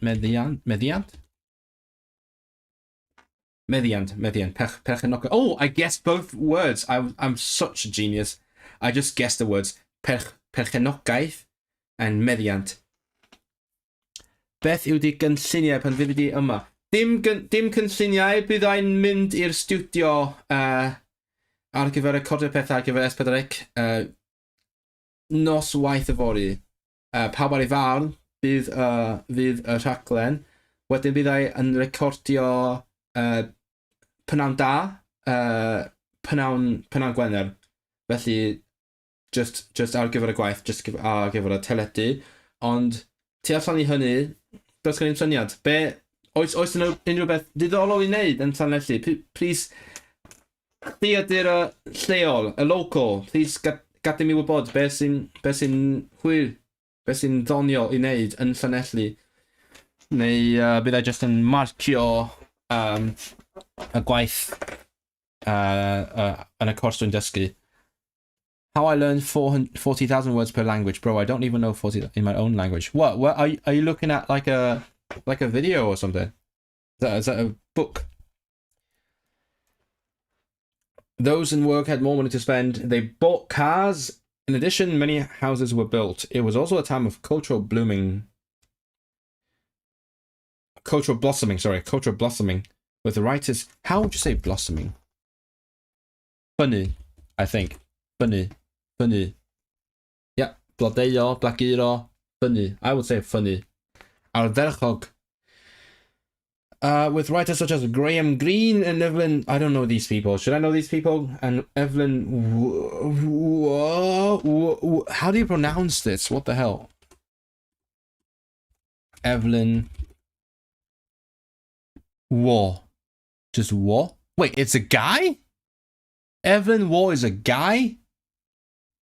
Okay, sure. Waugh. The economist John Maynard Keynes published influential new theories of economics. Oh, should I know this again? I don't want to learn people's names. Names are hard. John Maynard Keynes. Do I need to know his theories as well? I don't want to do economics now. The BBC started radio broadcasts in 1922. That's useful. Began the world's first regular television service in 1936. That's cool. Show me the word. What word? Which word? Oh, the name? This one. You're talking about war?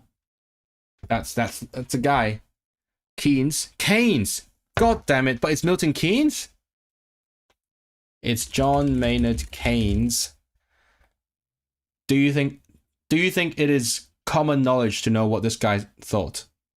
But to be fair, like lots of the stuff in this exam are not common knowledge. What can I say? Can I get like a really short summary of what this guy... Simple English. Here we go. Keynesian economics. Oh wait, I've heard this word. I feel like I've heard this. I thought it was Welsh. Sadly, it is not. Not like Milton Keynes. God damn it. The English language. Curse language. Macroeconomics. What is this? Do I need to know this? Is it in Welsh? No, it's not in Welsh. Keynesianism describes the economics.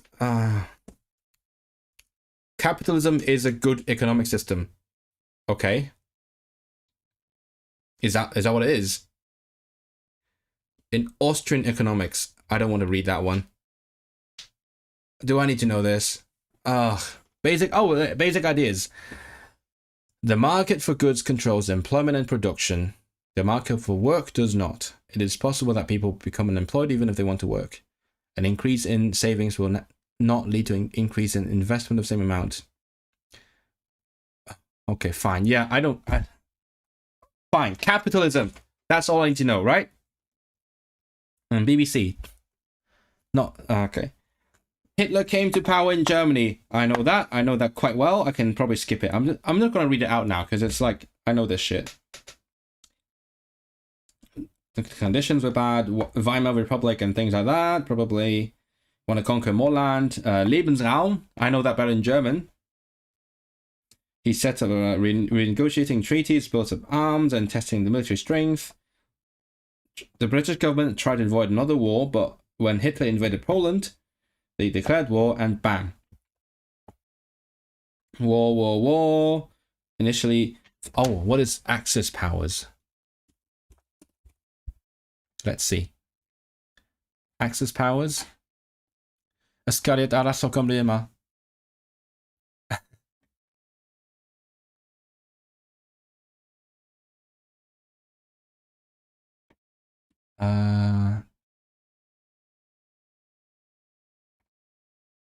No Cymraeg?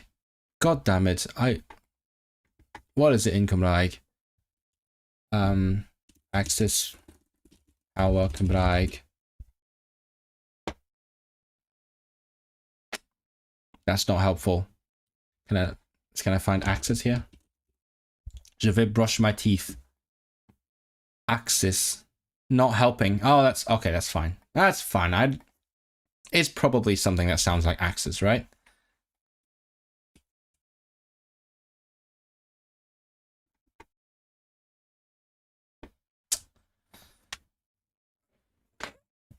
Axis power. Word Axis, probably. Why is it called Axis powers anyway? Like, I know fasgaidd.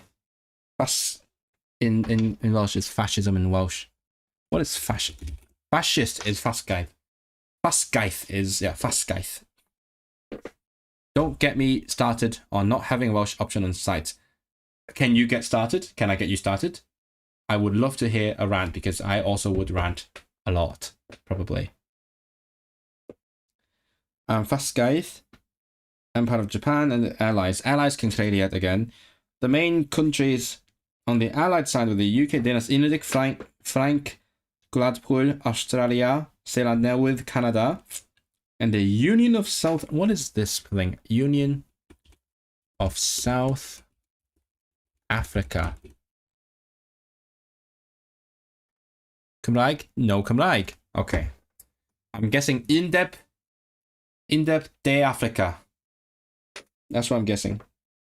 Having occupied Austria and invaded Czechoslovakia. I wonder what is Czechoslovakia in Welsh. I want to know this. Czechoslovakia. I assume it sounds like it, but it's just same thing but spelt in Welsh. Czechoslovakia. I love it. Sounds so funny. Czechoslovakia. It looks amazing. Czechoslovakia. Oh, I love it. Even just the options where you have to choose where you're from and you have to choose UK instead of Wales. Oh yeah, that's fair. That's fair. I can imagine. That's like me having to choose Hong Kong, China. Like when I'm buying my camera from DJI, which is a Shenzhen company, I have to choose Hong Kong, China, English, or 中国香港, 繁体. Like that's fine, whatever. At least there's a Hong Kong site. They have to have a Hong Kong site because they ship to Hong Kong differently, but that's a thing, right? They keep saying, "Oh, you're part of us," but at the same time, they don't ship to Hong Kong, so you have to pay extra for shipping.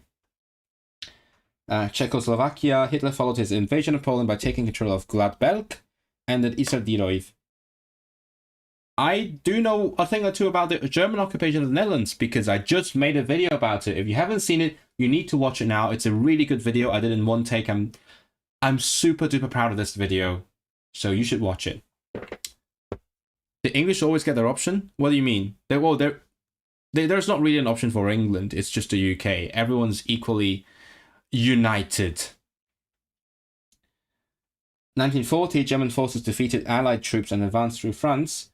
At this time of national crisis, Churchill became Prime Minister and Britain's war leader. There's a grand coalition, right? What do you call a grand coalition?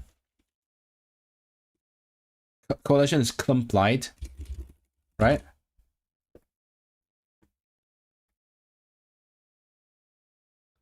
Let's see. Is it? No, not in Welsh. The UK, United Kingdom, national government. Oh, it's called national government. No, it's not in Welsh either. Let's see. Let's see if if I look for the page for Churchill, I can find the term for grand coalition or national government. Because I'm sure there is Cymraeg on Churchill. And indeed there is. Wait, that's amazing! Oh, you can't see this. The Welsh page for Churchill has an entire section for racist shit that he said. Wow. Well, that's spelled wrong. That's not how you spell China. I want to see. I want to see this. Oh my god. What the Welsh must really hate this guy. They made an entire section for his racist speech. Unpopular India dywedodd Churchill. I hate Indians. They're a beastly people with the beastly religion.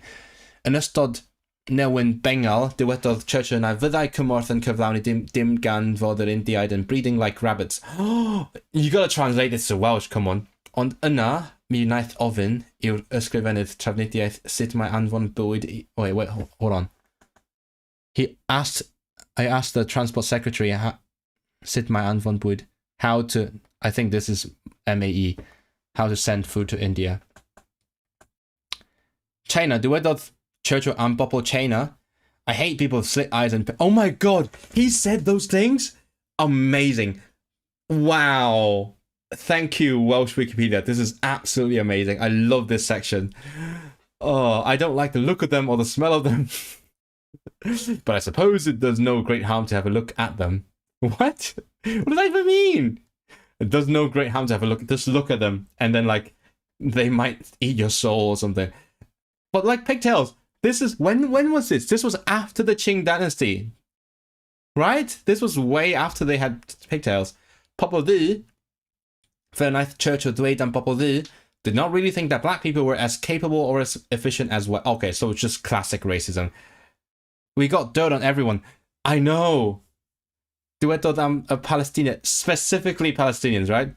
Barbaric hordes who ate little but camel dung. Oh, that's so weirdly specific.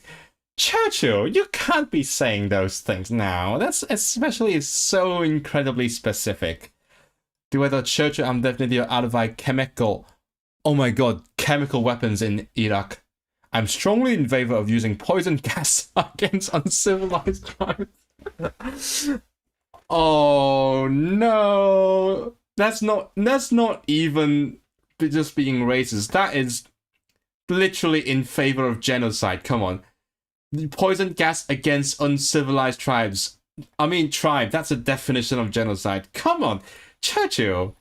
I thought you were. No, I didn't. I'm just kidding. I didn't think he was a good guy. I'm not. I'm thinking, how far can that sarcasm go? But like, I feel like I would stop short of thinking Churchill was a great guy. Even though I'm sure lots of people thought he was a great guy. I mean, Boris did. But yeah, when you learn about this guy in school, he's presented as a great guy, right? Well, isn't he?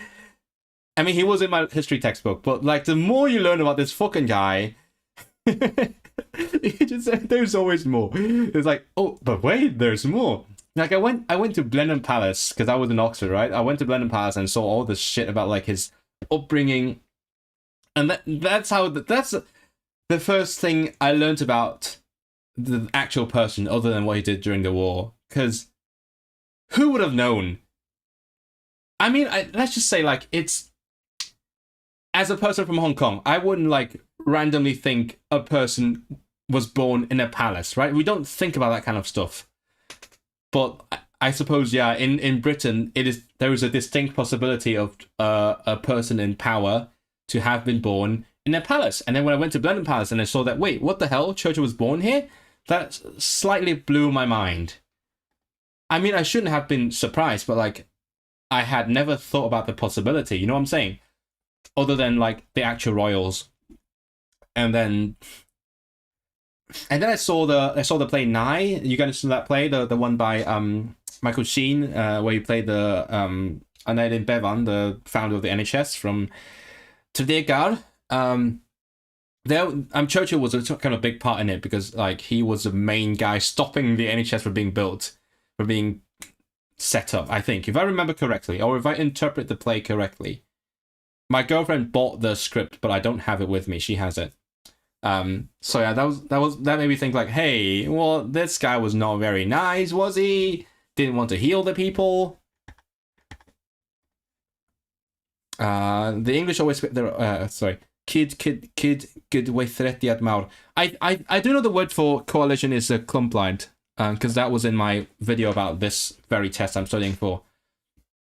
At least he got us through the war, in all fairness. Yeah, I guess that's a main good thing he did.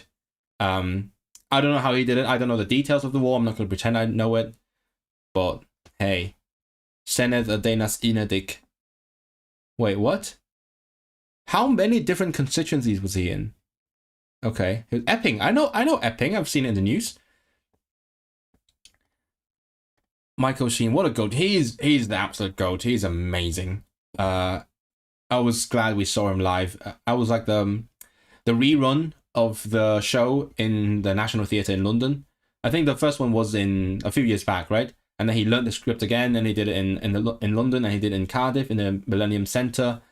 I wasn't gonna go because it's really expensive. And we sort of got the tickets last minute, but my partner was like, "We gotta go see him," and she paid for the tickets, so I'm indebted to her. It's amazing. Loved it, and I couldn't believe like a show about the freaking NHS could make me cry. Like NHS is great, but it's not crying matter, right? But the show made me sort of tear up a little bit. Anyway, I was trying to look for like the Grand Coalition.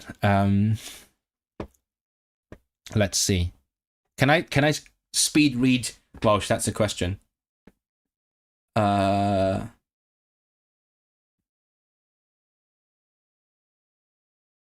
Llywodraeth Gymraeg now with.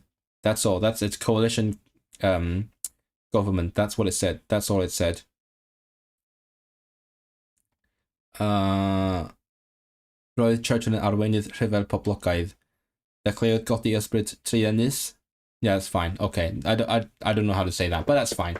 So just a coalition government. By the way, speaking of this, have you seen that compilation of racist things that Prince Philip said?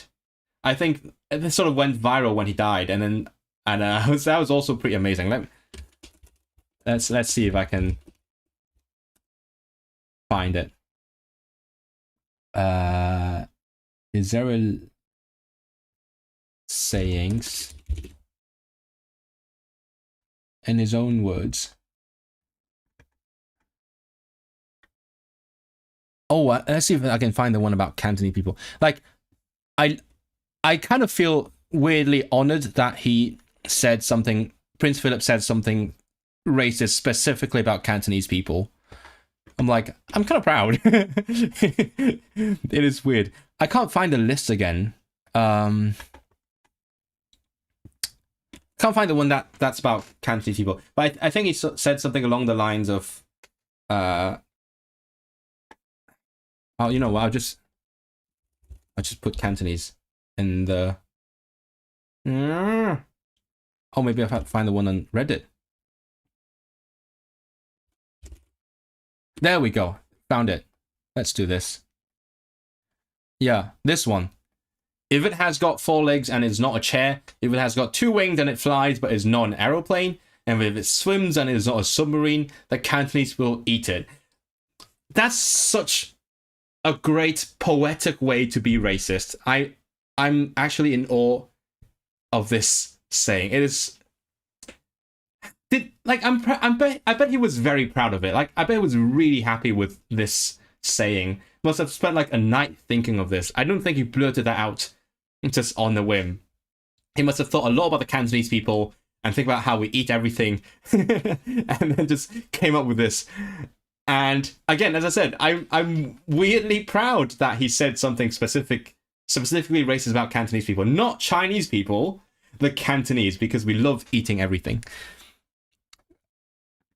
Michael Sheen, Tom Jones, David Iwan, Goats Can't Forget Owen Glyndwr. That's a long time ago. Owen Glyndwr, honestly creative. Yeah, he put effort. He was a good racist. I can respect that. Like, racists nowadays are so lazy.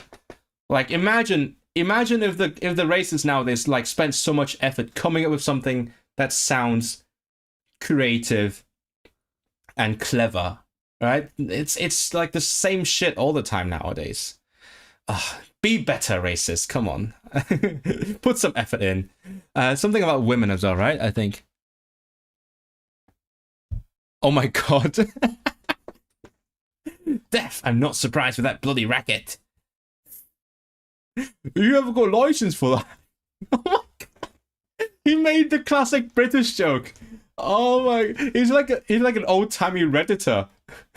You've got a license for the wheelchair. If you stay here much longer, you all be slitty-eyed. See, now that's like Chinese people in general, or like Asians even.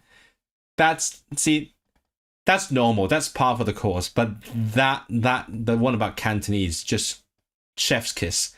That's high quality racism. That's the point I'm trying to make, because it came back to mind the other day when I was shopping with a friend who's like Cantonese British, who looked at like the different what organs that you can buy and the different things I would eat. I recently started eating chicken gizzards because they started selling it at the Chinese chippy, and it's actually really good. They fry the oh my god, I kind of want chippy now. I might do that. You know what? I might do that after the stream. I mentioned it. Now I want to eat some fried stuff. Fuck it. Ugh, it's raining as well. Anyway, okay, let's skip ahead. I spent too much time on Churchill. Sorry, I should not have done that. But I hope you enjoyed that at least. I thought that was pretty entertaining. Churchill, son of a politician, born in a palace. Became a Tory MP, soldier and journalist. Became Prime Minister. He refused to surrender to Nazis and was an inspirational leader to rich people in a time of great hardship. Is it unhauster? Do you say unhauster for hardship? Because that's difficulty, right? That's what Welsh says for difficulty. You say like not easiness. He lost the general election in 45 but returned in 51. Oh, I didn't know that. Okay, sure. He was MP until he stood down in 64 general election. So he would have been, oh my god, almost 100 years old. Shit. What the hell? Dude was old. He was 90. Over 90. He stood down at 90 years old. Imagine. Following his death, he was giving a state funeral. How would you describe a state funeral? Like a anglad Gladol, Essa. Oh, you missed a lot, Rhapsody Minds. We had some great we had an exploration of various racist quotes. You're gonna need to watch that back later. He remains a much admired figure to this day, and in 2002 was voted the greatest Briton of all times by the public. I'm not surprised. I mean, even all the bad things he did was very British. Let's say that. During the war, he made many famous speeches. I know the, including lines which you may still hear. I know the beaches one. I know it from Jet Lag. I'm not proud of that fact. I learned about this like fight on the beaches thing from Jet Lag the game. There was a challenge about this speech. Fight on the beaches, fight on the landing grounds. That's fine. I don't need to know this. Never in the field of human conflict. That's fine. I don't need to know that. As France fell, the British decided to evacuate. How do you say evacuate in Welsh? Gwakai. Oh yeah, Gwakai. I think evacuate might be related to Gwakai actually, because evacuate probably comes from like vacuous, vacuum, vac, and that's from Latin. And the Welsh from that Latin would have been like gwag. So gwag is empty in Welsh. I think I'm right. Let me just slightly flex my etymology knowledge here. I think I'm right. Let's see. Gwag. From vacuus. Yeah, I knew it. Because gua always come from the word in Latin, and then that's probably where you got evacuate. Let's see.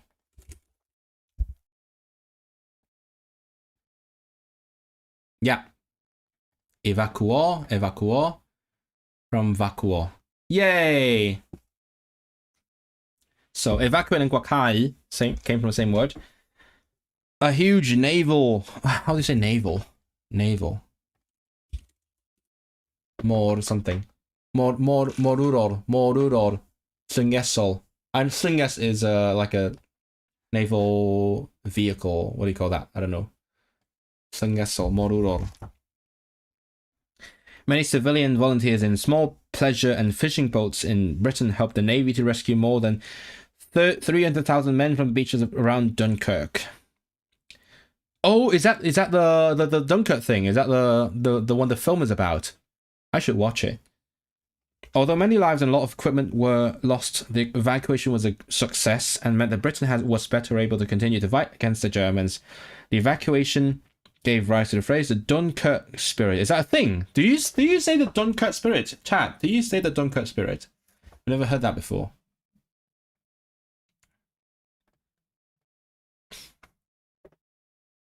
From the end of June 1940 until the German invasion of the Soviet Union in 1941, they stood almost alone against Nazi Germany. Oh my, wow. I bet they were really happy writing this sentence. Britain and the Empire stood almost alone against Nazi Germany. That, I can imagine Boris Johnson saying that. Like, he loves saying, like, Britain stood alone when something. This is literally like Boris speak. Britain and the Empire stood almost alone against Nazi Germany. Good sentence. Hitler wanted to invade Britain, but before sending in troops, Germany needed to control the air. Oh, it's the London Blitz. The Germans waged an air campaign against Britain, but the British resisted with their fighter planes and eventually won the crucial aerial battle against the Germans. Oh, I didn't know this. The Battle of Britain. Britain, right? In summer of 1940. The most important planes are used by the Royal Air Force. What is the Royal Air Force in Welsh? You're going to see me asking this question very frequently. Awyr Brenhinol. Oh yeah, Li. Yeah, Li means like a corps, army corps. Awyr Brenhinol. Awyr Brenhinol. Almost what? Oh yeah. He stood almost alone. Yeah, that word's doing a lot of work here. The most important planes. I don't want to need to know the plane names. Why do I need to know the planes? Oh my goodness. Spitfire and the Hurricane. Do I need to know this for the exam? What if they gave me a multiple choice asking like which two of these four were names of planes from the Royal Air Force in the Battle of Britain? That would be so freaking annoying. Designed and built in Britain. Cool. Crucial victory. The German Air Force was able to continue bombing London and the other cities at nighttime. That's called the Blitz. I know the Blitz. I know the Coventry Blitz as well. Coventry was almost totally destroyed. And a great deal of damage was done in other cities, especially the east end of London. Despite the destruction, there was a strong national spirit of resistance in the UK. The phrase, the Blitz spirit. Oh, another Orange Barnacle, another spirit. The Blitz spirit. Good for Halloween. We have the Dunkirk spirit and the Blitz spirit. Which one do you prefer? Okay, let's ask the question. What spirit? What's your favorite spirit? The Dunkirk spirit, the Blitz spirit. It's Halloween, we gotta talk about spirits. Hello, Ahmed, I thought you were going to bed.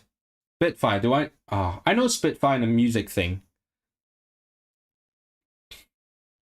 It's still used today the phrase the Blitz spirit is still used today to describe Britons pulling together in the face of adversity. What's the difference from Dunkirk spirit? I actually don't know. By the way, have you guys seen that clip of the interview with Lindsay Whittle, who won Caerphilly like this week? There was a bunch of journalists behind him just talking to the Reform guy who lost, and then that one journalist, Telly Glyn Jones, she asked Lindsay Whittle. So what does this tell us? What does this tell us? Like, all the journalists are talking to the reform guy, even though you win. What does this tell us?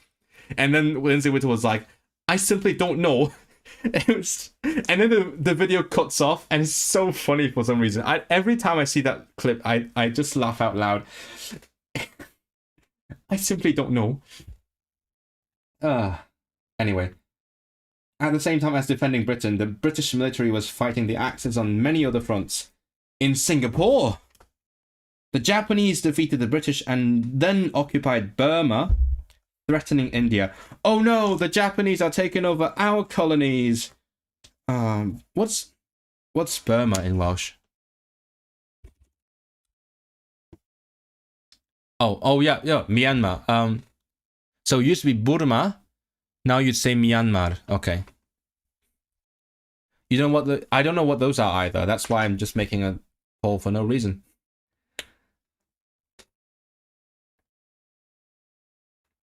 Okay, so the Japanese fought Singapore, Burma, threatening India. The States ended the war. Something splendid isolation. I knew that from my school years. And when the Japanese bombed the naval base in Pearl Harbor, I know that. Of course, we know Pearl Harbor. What is Pearl Harbor? Hardwood? Oh, just Pearl Harbor. All right. Spelled the American way. That same year, Hitler attempted the largest invasion in history by attacking the Soviet Union. It was a fierce conflict. What is the Soviet? In-depth Soviet tithe, right? In-depth Soviet. In-depth Soviet tithe. Yep. With huge losses on both sides, German forces were ultimately repelled by Soviets, and the damage they sustained proved to be a pivotal point in the war. How would you say pivotal in Welsh? I like that word. Pivotal. What? Colonel. Colon. The Allied forces gradually gained the upper hand, winning significant victories in North Africa and... Oh my god, why do I need to know the whole process? North Africa and Italy.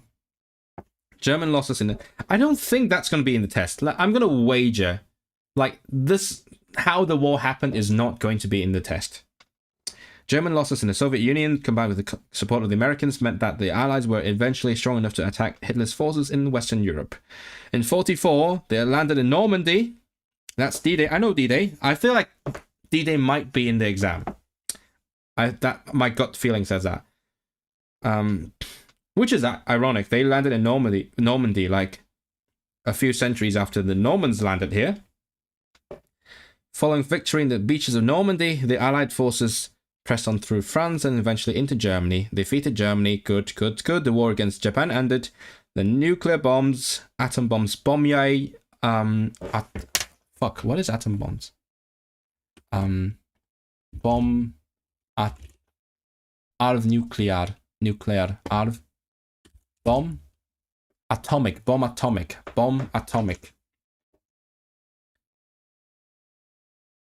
Yep. Oh, Ernest Rutherford. How do you pronounce it? Rhapsody in Manx. Rutherford? Ernest Rutherford. Working at Manchester. Wait. Oh, is there a building named after him? Let me guess. Yep, there is a Rutherford building. I knew it. Wait, shit. No, that's where my department is. Yeah. Right? No. That's not it. That's the one next to ours, right?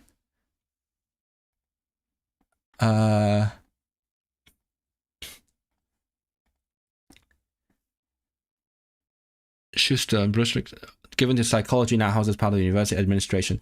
I think that might be the one that is like next to ours. No, that's... Hold on. We are... Manchester History, go in here. Cumberland Building. That is our department. Oh, so no. Hold on. When I park my bike, I go in here. I park my bike here. Okay, so no, I was thinking that's Bridgeford. Rutherford. But I definitely I've seen Rutherford building. Or Rutherford. Does the Ford get reduced to Fud? I'm guessing it does, like Oxford, Rutherford. Good. I have a point of reference. I like it when these historical heroes have like things named after them in Manchester, specifically in the university, because I know those places. At least I've seen those names. So that's handy. Oh, thank you. Thank you for being Mancunian. That helps me so freaking much. Then he went to Cambridge. I don't care. The only part that matters is when he was in Manchester. Hiroshima, Nagasaki, we know that. Okay. Okay, so he's from New Zealand. He was the first to split the atom. Oh guys, I should have known that. We also have that the car. Fuck. What? For the words. What's that new? What's the name of that material made from carbon that's like really strong? Graphene,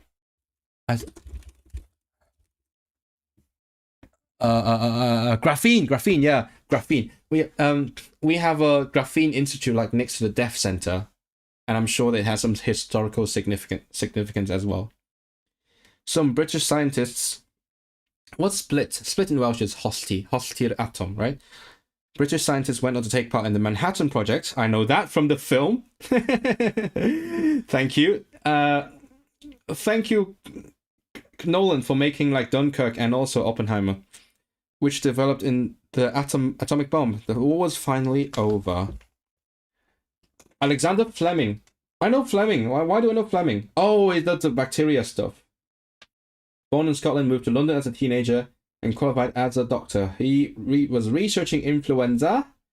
He discovered penicillin. Oh, he was in my like what's general education course in university. It was developed into a usable drug by Howard Florey and Ernst. I don't think I need to know these names. Ernst Chain.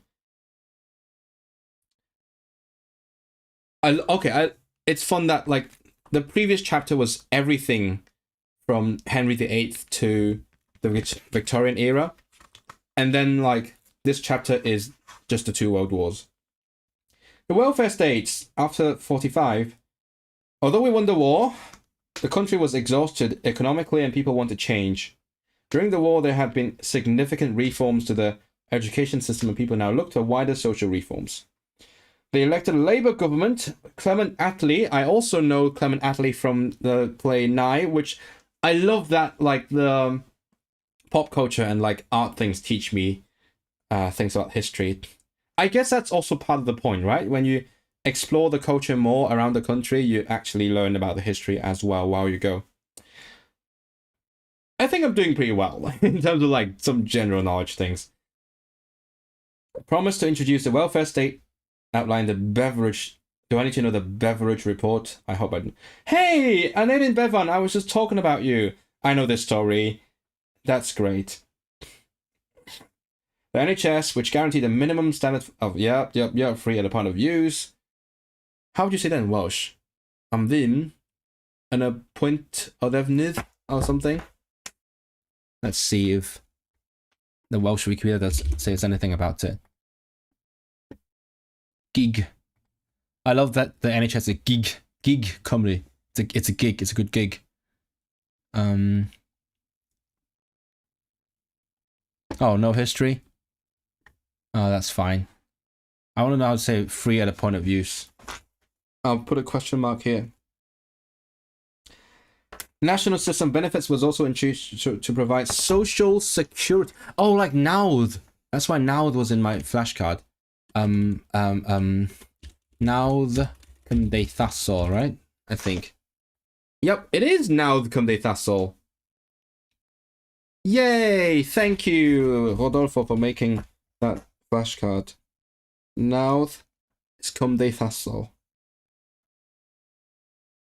Yeah, I got the important stuff down. So that the population will be protected from the cradle to the grave. I feel like I might need to know this. Cradle. Or or kryd. Is it kryd or gryd? Oh wait, there it is. That's the whole phrase.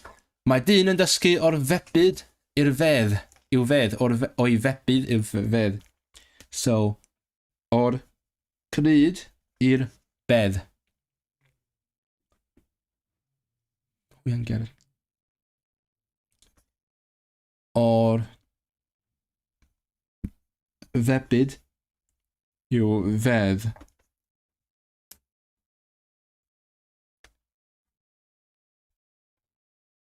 Okay, good. Or cryd, is it cryd or cryd? Cryd, long or short, cryd. Cryd, oh, again. Cryd, long. Cryd, or cryd, i'r bedd. Is it bedd or bedd? Bedd.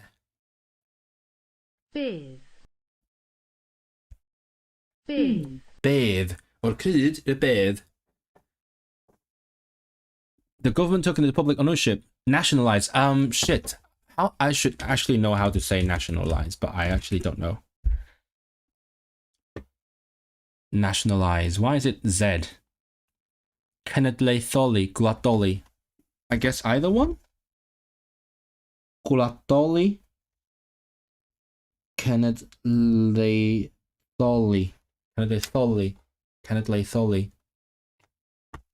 The railways have furthered plysiau glor, gas. What's gas is nwy, dŵr, electricity supply. Darpariaeth, no. Cyflenwad trydan. Is it cyflenwad trydan? Yeah, it is. Wow, I'm so clever. Cyflenwad trydan. Another aspect of change was self-government for former colonies. In 1947, independence was granted to 9 countries, including India, Pakistan, and Ceylon. Other colonies in Africa, the Caribbean, and the Pacific achieved independence over the next 20 years. Okay, good. So like South Asia first. The UK developed... Hold on. Is it never going to mention the partition? It doesn't mention the partition. Wait, I don't know. Right? Yeah, no. There is no mention of the partition. When is it again? Is it 49? No, sorry. The partition... Is that right? Is a partition? Am I using the right word? That's the one like where people migrated around and died a lot, right? Is that? Yeah. This thing in 47. Yeah, it is in 47. That's why I know the year, because I learned my history from Doctor Who. Sorry, not sorry. I did learn a lot of history from Doctor Who. It's really good. So yeah, I learned about the partition of India there. And it's not even in this book. Not a single mention. Literally just says, oh, India and Pakistan got independence. Yay. What dictionary is that? I've been using the one by Bangor University. Yeah, I tried the Bangor one. It's very confusing. I can't... Is it like the Geiriadur Prifysgol... This one, right? This one? Is it this one? By the Bangor...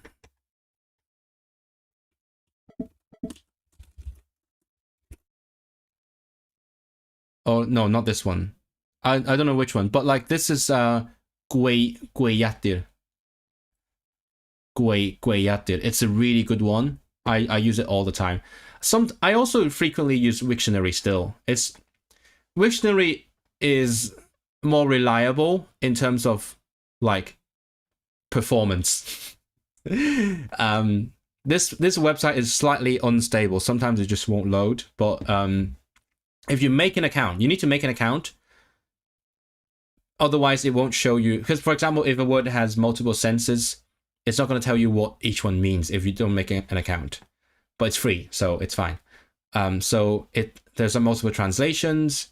It has different translations of different explanations. So for example, which sense of supply are we talking about here? And then there's phrases. I learn a lot from these phrases. Like I just look at one word. For example, there's one time you might see a what's her name? Kai. Is it Kai or Ki? If you go to my clips channel, what did I just do? Oops, that was an accident. You might see a clip where I sort of just explored idioms. For example, glass, meaning like green or blue. There is a bunch of idioms related to glass. And it's really handy. And also, there is a dictionary there's a verb conjugator, thesaurus, like for synonyms, bilingual thesaurus, and the place name dictionary. So for example, if I want to look for places that have like glass in it, bam, Aberglaslyn, Aberglasne, Bryn Glass, Kevin Glass, Knut Glass, Glasbooth, Glasfryn, etc. And it's really helpful because I'm trying to like do my little passion project of translating place names between Cantonese and Welsh. But anyway, that's the geiriadur. No, sorry, gweiriadur. The UK developed its own atomic bomb and joined the NATO, and an alliance of nations set up to resist a perceived threat of invasion by the Soviet Union and its allies. Britain got the Tories back. The 50s were a period of economic recovery after the war and increased prosperity for working people. The Prime Minister, Harold Macmillan, was famous for his Wind of Change speech about decolonization. What is decolonization? I feel like I need to know this one. Decolonization yn y Gymraeg. Decolonization. Drafodigaeth. No. Shit. Decolonization in Welsh. No, not Welsh independence. Charter for decolonizing. Okay, let's see.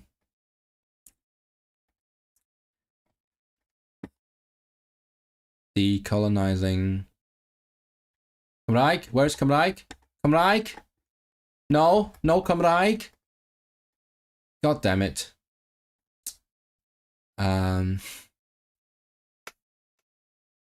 Cymraeg? There we go. Dad drefedigaethu. There we go. That's what I thought it would be, but just want to check. Dad drefedigaethu. Dad drefedigaethu. There we go. Thank you, the Cymdeithas, the Skeptic Cymru. Oh my god, the Learned Society. They must be really learned. Talking about decolonization.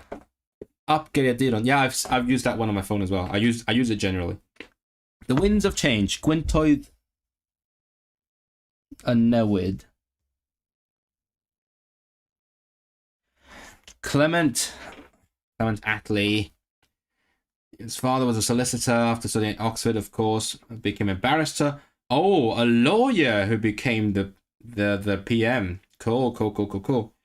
Gave this up to do social work in East London and eventually became a Labour MP. Was Churchill's deputy during the wartime coalition. Is there a Welsh word for wartime? The adjective. Wartime.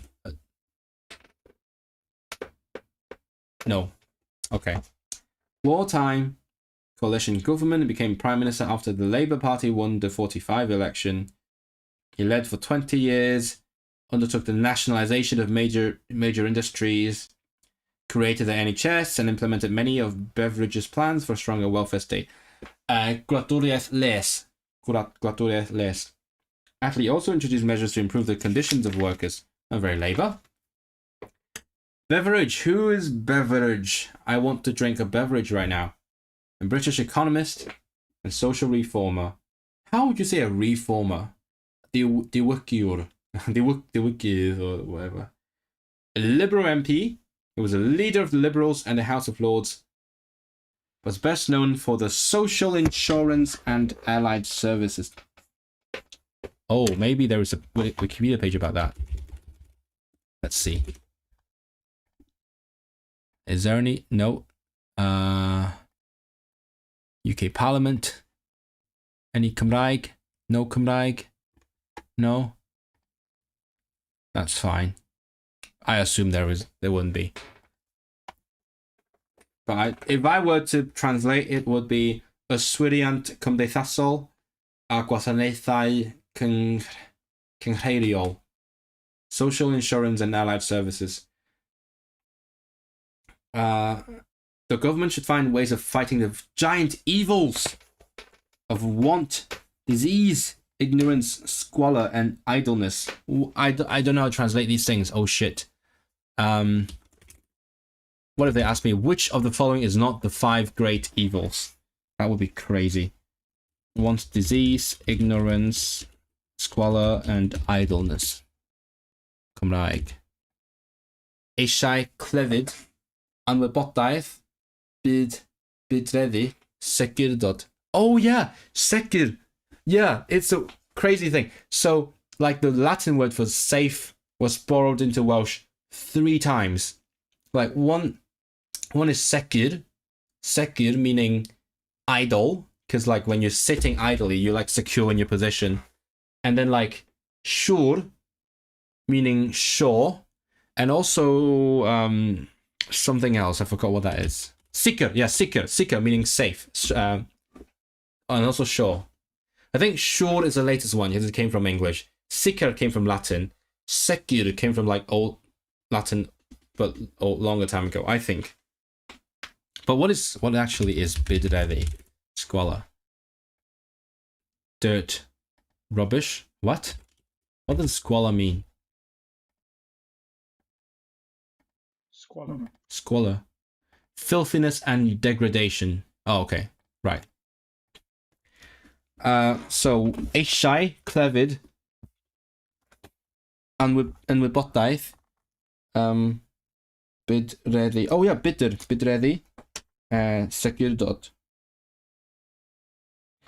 R.A. Butler. Why so many profiles? I can't learn so many people. Lord Butler. The Tory MP, held positions, became responsible for education. Education Act. The Butler Act. Free secondary education in England and Wales. Okay. Wow, that's quite recent.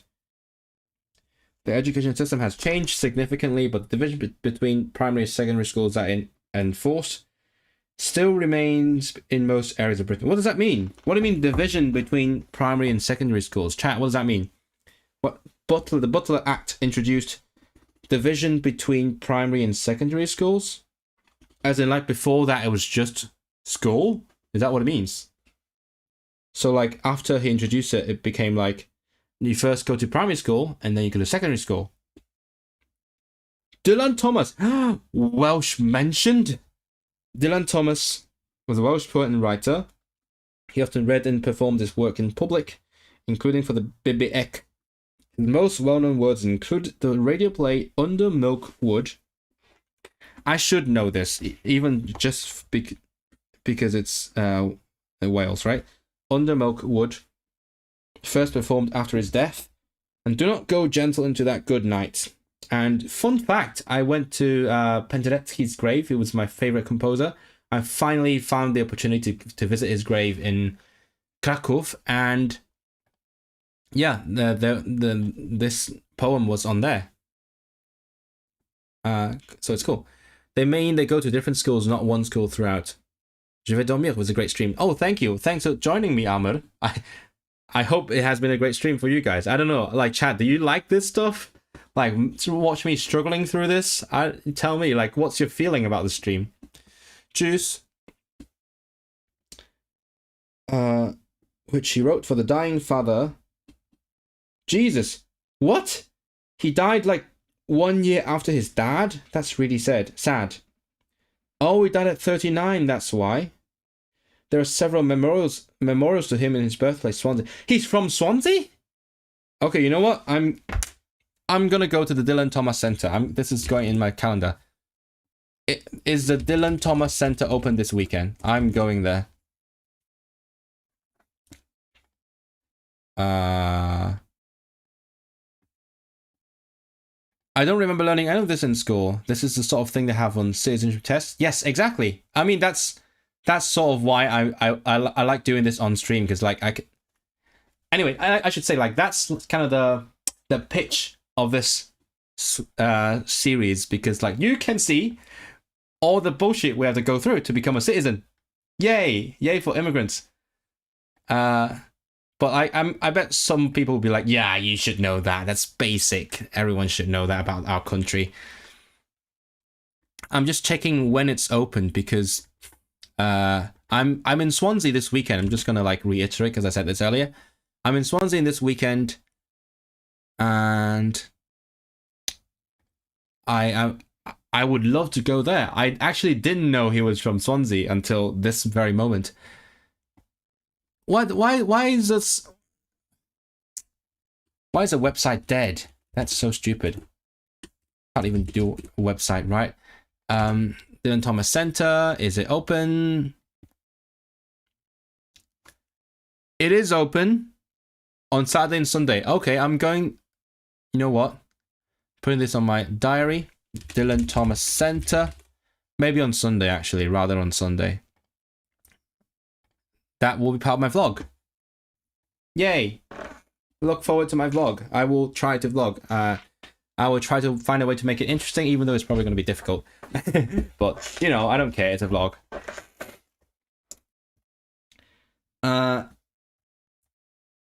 So there's a statue, and I looked for the statue as well. Statue / Dylan Thomas statue.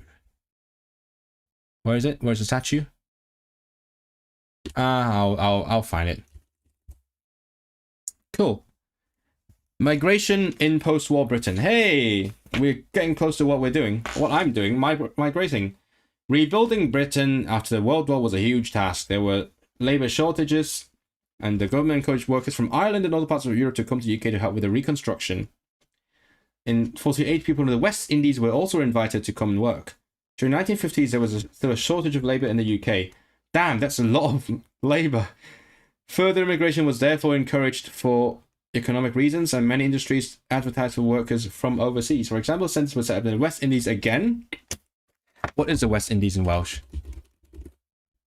West Indies. No, I don't know. That's fine. Textiles and engineering firms from the north of England and the Midlands sent agents to India and Pakistan to find workers.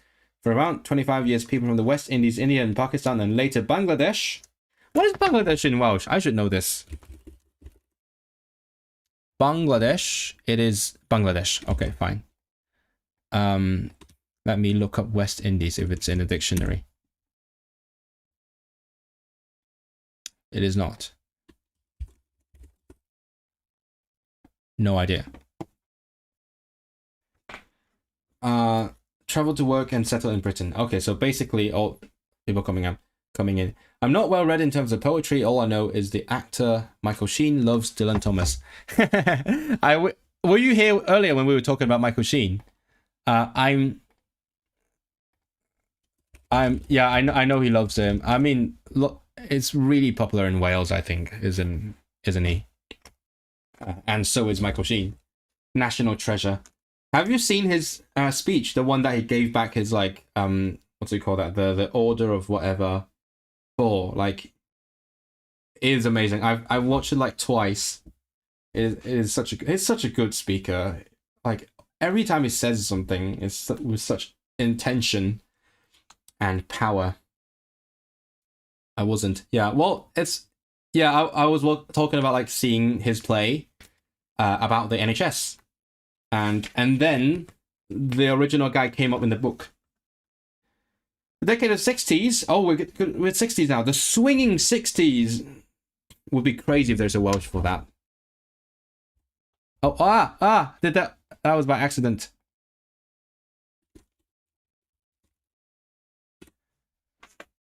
A cultural revolution. No, I don't think there is anything. That's fine. Swinging 60s. A period of significant social change. There was a growth in British fashion, cinema, fashion. Is it fashion? I think it's fashion. Let me just check. No, I can't speak. I can't spell fashion. Fashion. Are very fashion, yeah, fashion. Fashion, yeah. Film, cinema, and Iorwerth pop. Two well-known pop music groups were the Beatles and the Rolling Stones. Yes, finally stuff I know. Please go to the music stuff. But my knowledge of pop music is limited to the 60s and 70s, sadly. People started to become better off and many bought cars and other consumer goods. I just realized my camera is kind of swinging that way, like swinging 60s. What are you doing, camera? What happened to you? Yeah, I started off like this. What the hell? What the hell, camera? Why you be swinging? It was also a time when social laws were liberalized, for example, in relation to divorce and to abortion. Interlinear, right? Interlinear. I should know this. So close. Interlinear. I saw that too. That was great. Yes. When did you see it? Did you see the original run or is it a rerun? I saw the rerun in London this summer. It was great. It was very expensive, but it was great. It made me tear up a lot. Yeah, I was saying like I can't believe I teared up over the NHS, but that's what the play did. The position of women in the workplace also improved. It was quite common at the time for employers to ask women to leave their jobs when they got married. Oh yeah, I forgot that was a thing. Parliament passed new laws giving women the right to equal pay. How would you express equal pay? Kavlok Kavarta. Yep, I think that is the right one. Thank you, Google Translate. I sometimes do use Google Translate, but then I use my critical thinking and use my knowledge of the language and experience to just make sure it's right. Like I speak Welsh well enough to have a gut feeling for the language. I've seen phrases, I'm just not sure how to use it. So sometimes the quickest way is to Google Translate and then just decide if it's the right one. I think Kavlok Kavarta is the right one. Kavlok Kavartal. Made it illegal for employers to discriminate against women because of their gender. Technological process. Britain and France developed a supersonic commercial airliner. Supersonic commercial airliner. Awyren fasnachol uwchsonic. Wait, is Awyren feminine?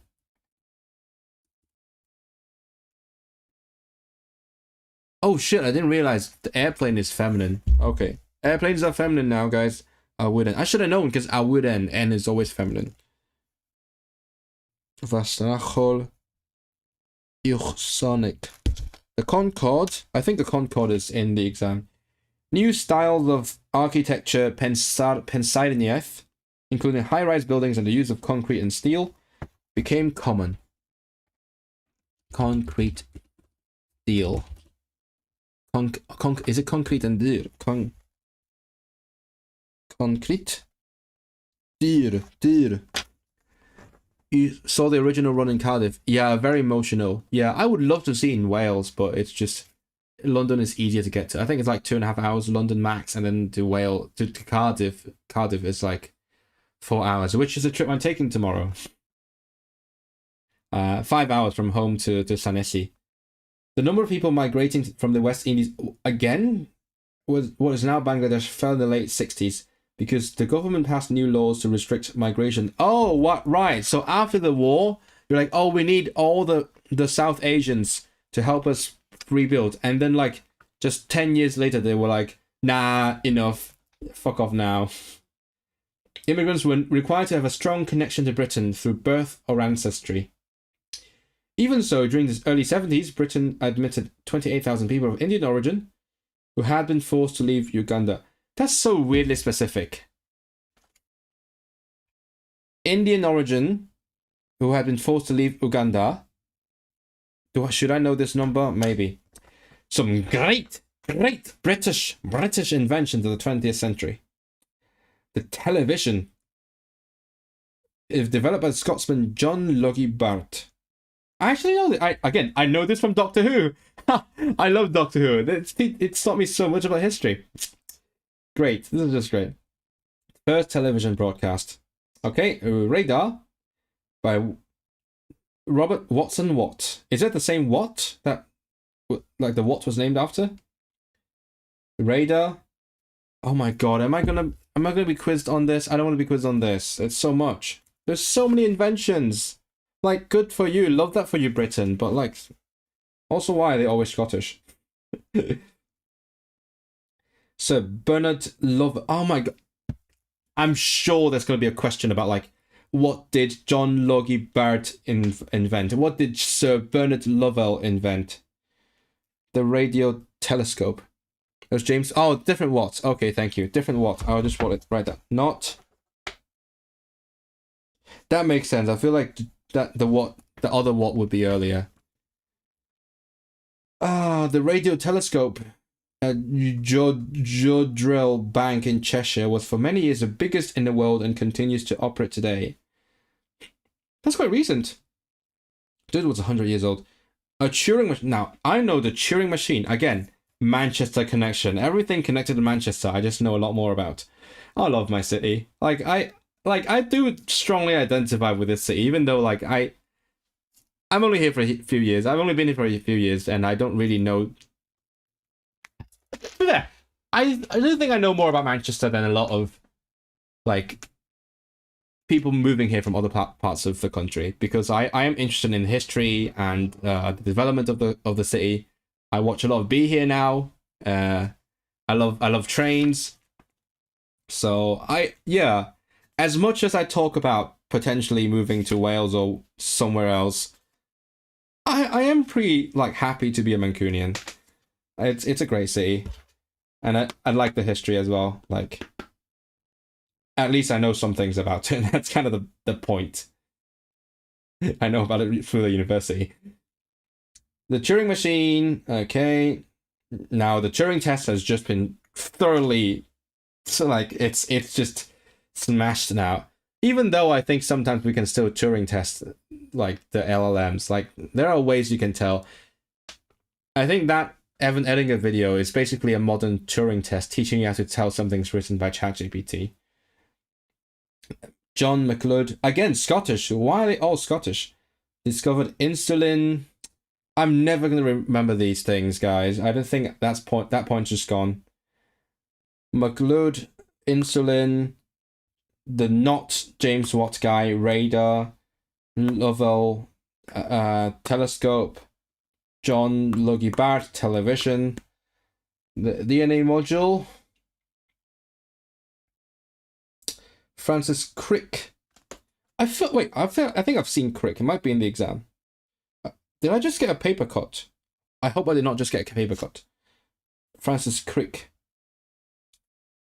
Oh, one of those guys was British. Thank you.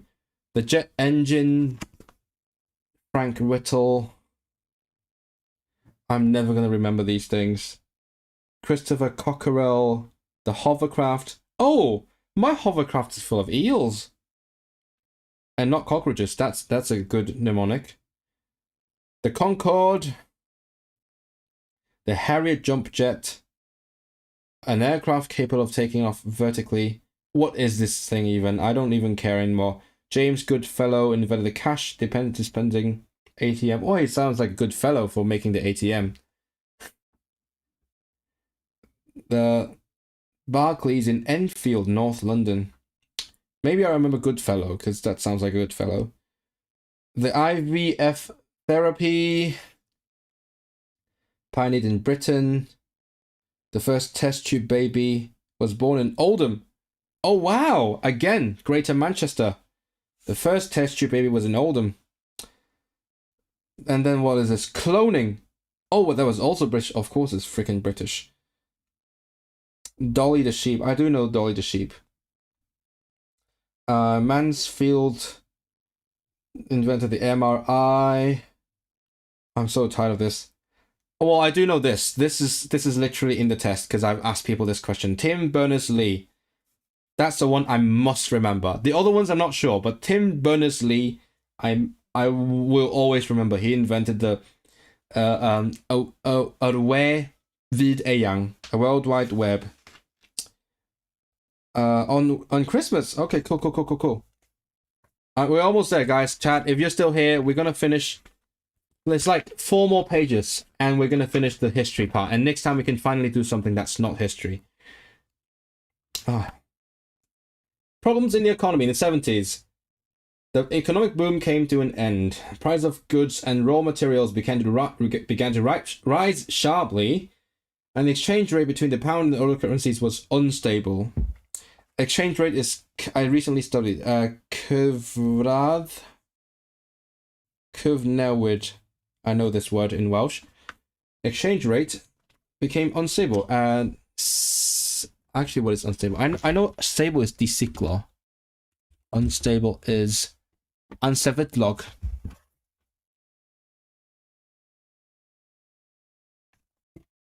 This caused problems with the balance of payments. Imports of goods were valued at more than the price paid for exports. What does that mean? I don't know economics. Balance of payments. Balance taliadau. The price paid for exports, so like, oh, so I'm selling you something, you're paying it very little, whereas I'm buying raw materials for like high costs. Many industries and services were affected by strikes, and this caused problems between the trade unions and the government. People began to argue that unions were too powerful and that their activities were harming the UK. Oh, they are doing the same thing now. 70s were also a time of serious unrest. What is unrest in Welsh? Unrest, Anaflonyddwch.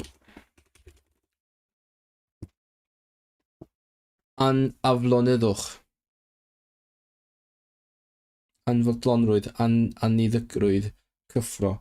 I think aflonyddwch. In Northern Ireland in 72, the NI Parliament was suspended and the NI was directly ruled by the UK government. I probably should know this. In 72, suspended Parliament. Kazuhiro. Oh yeah. Are you excited? Sorry. Are you excited? We're coming up to Thatcher now. Yeah, Thatcher is happening right here. Her big face is here. Can't wait. Oh my god, it's just looming over the horizon.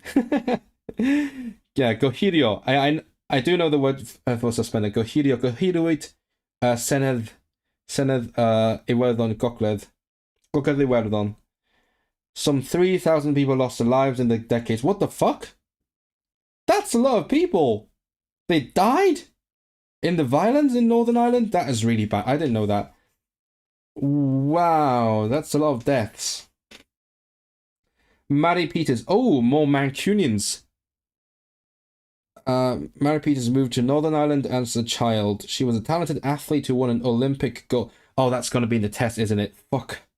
Such a generic name as well. She won an Olympic gold in the pentathlon. After this, she raised money for local athletics and became the team manager of the women's British Olympic team, Team GB. She continues to promote sport and tourism. Wait, hold on. Chat, remind me. Northern Ireland is not in Team GB, is it? Northern Ireland is with Ireland. Am I correct? And she was made a Dame of the British Empire in 2000 in recognition of her work. They killed one of my family members. Oh, wow. This really is recent history. It feels weird when history like has a direct effect on someone you know. It's like, wow, this is real. It's not just something you read in a book. No? Wait, so who does NI play with in the Olympics? Northern Ireland is in Team GB? Oh, okay. So when is Northern Ireland with Ireland? Is it like in rugby? Is it in Six Nations? Do they play with Ireland? I feel like they play with Ireland in like some competition. All I remember is very confusing. That's the main thing about like Ireland in sports. According to what I looked up, NI play with GB. Thank you, Hem. Welcome to the stream. Can you guys check like in which contests and competitions they play with? Or am I just completely wrong? I might be wrong. Tennis is all Ireland. And tennis, okay. I just wanted to remember how confusing it is. Like, that's the main thing. It's very confusing. Europe and the common market. Ooh, here we go. we got a glimpse of Brexit here. Even though we're still in Thatcher. That sounds wrong. We're still in Thatcher. I didn't mean to say that. It's a very awkward turn of phrase. But yeah, there's a bit of Brexit in here already. West Germany, France, Belgium, Italy, Luxembourg, and the Netherlands formed the EEC, European Economic Community, European Economic Community. I'm guessing it's like Community Economic Europeaid. Just a Community Europeaid. Damn it. Fine. A Community Europeaid. Basketball? Oh. Okay, so not like the big competitions. They play with Team GB in the Olympics, but in basketball and tennis they play with Ireland. I've been talking to a Mandarin girl. Oh, you might go to become an English teacher. That sounds nice. Is it a good job? Depends on where you live, right? If you enjoy that way of life. The EEC became a part of the EU, Irindeb Europeaid, I do know that, when it was formed in 93. Okay, I didn't know it was formed in 93. That's handy. That's quite recent. Yeah, the EU is not much older than I am. I thought it was older. Oh, I'm surprised. Should I be surprised?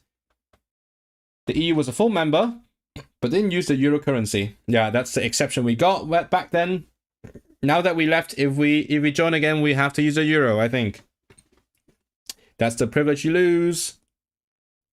The EU formally left the EU. The UK formally left the EU on... Oh, by the way, that is a question on the test. That was also in my video. On which exact day did the UK leave the EU? It is literally a test question. Hoffwn ymuno dy stream di, ond anffodus dwi'n yn y swyddfa ar hyn o bryd. Diolch yn fawr am dy gefnogaeth i'r iaith Gymraeg.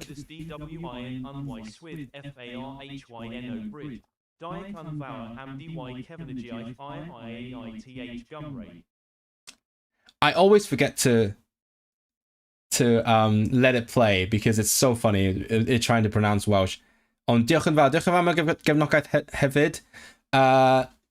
Ti'n gallu dal I fyny efo'r stream ar ôl efallai.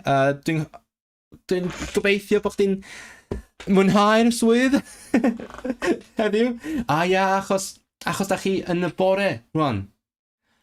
Achos da ni newydd newid yr amser, da ni yn yr amser gaeaf ar hyn o bryd, felly mae yna wahaniaeth mwy rhwng ni, ac hefyd, mae'n eitha hwyr. Dwi'n gwybod bod yn eitha hwyr. Dwi'n deall.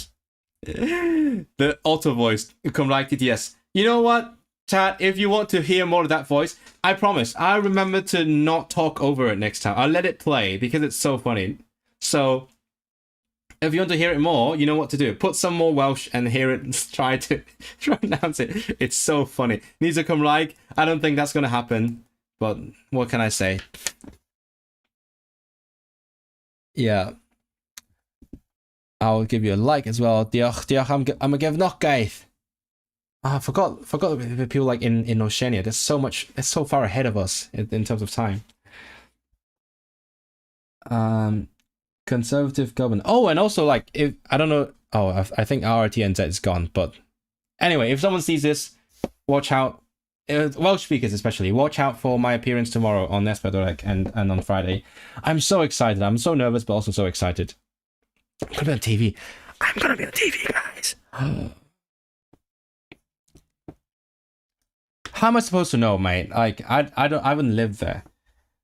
The next paragraph is just Margaret Thatcher, Britain's first woman prime minister. From 79 to 90. The government made structural changes to the economy through the privatization of nationalized industries. Wait, so, yeah, Clement Attlee nationalized the industries, right? And then Thatcher was like, fuck that, let's do the opposite. And imposed legal controls rheolaeth gyfreithiol. Reminds me of when the sat-nav is on while in Wales. Yeah, no, exactly. Yeah, I've been there. We've done that. Been there, done that, and it speaks like that. But now it's the entire Welsh sentence.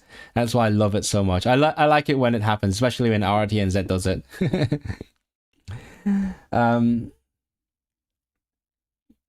So legal controls on trade union powers. Deregulation. What is deregulation in Welsh? Deregulation, because regulation probably a rheolaeth, right? Dad rheolaeth. Yep, that's what I thought. Dad rheolaeth.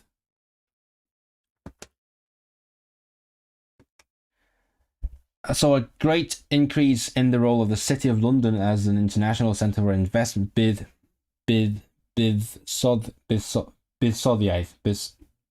right? Shit, I'm not sure. It's Bydsoddiaeth.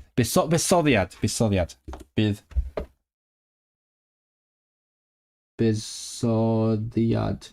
Insurance and other financial services. Okay, so like she made London more important. Oh, the City of London. Sorry, City of London. Traditional industries such as shipbuilding and coal mining declined. Oh, I know so much about that. I've heard so much about it. Argentina invaded the the Falkland thing. Oh, I heard it's still really controversial nowadays, isn't it?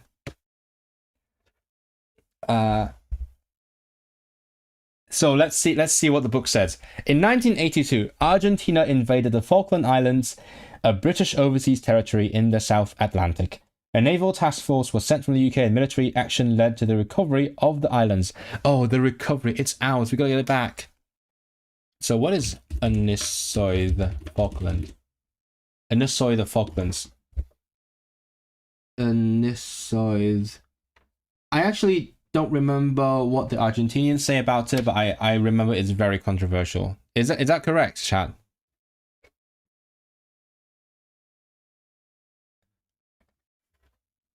Uh, 82. And okay. What's the task force in Welsh? I keep having to pause because of this. Task force. But that's kind of the point as well. Task force. No? Okay. John Major was the Prime Minister after Thatcher and helped establish the... Oh, wait. Is John Major the guy that privatized the railways? I remember, right? Because Thatcher actually didn't privatize the railways. And then the guy after her did. Established the peace process.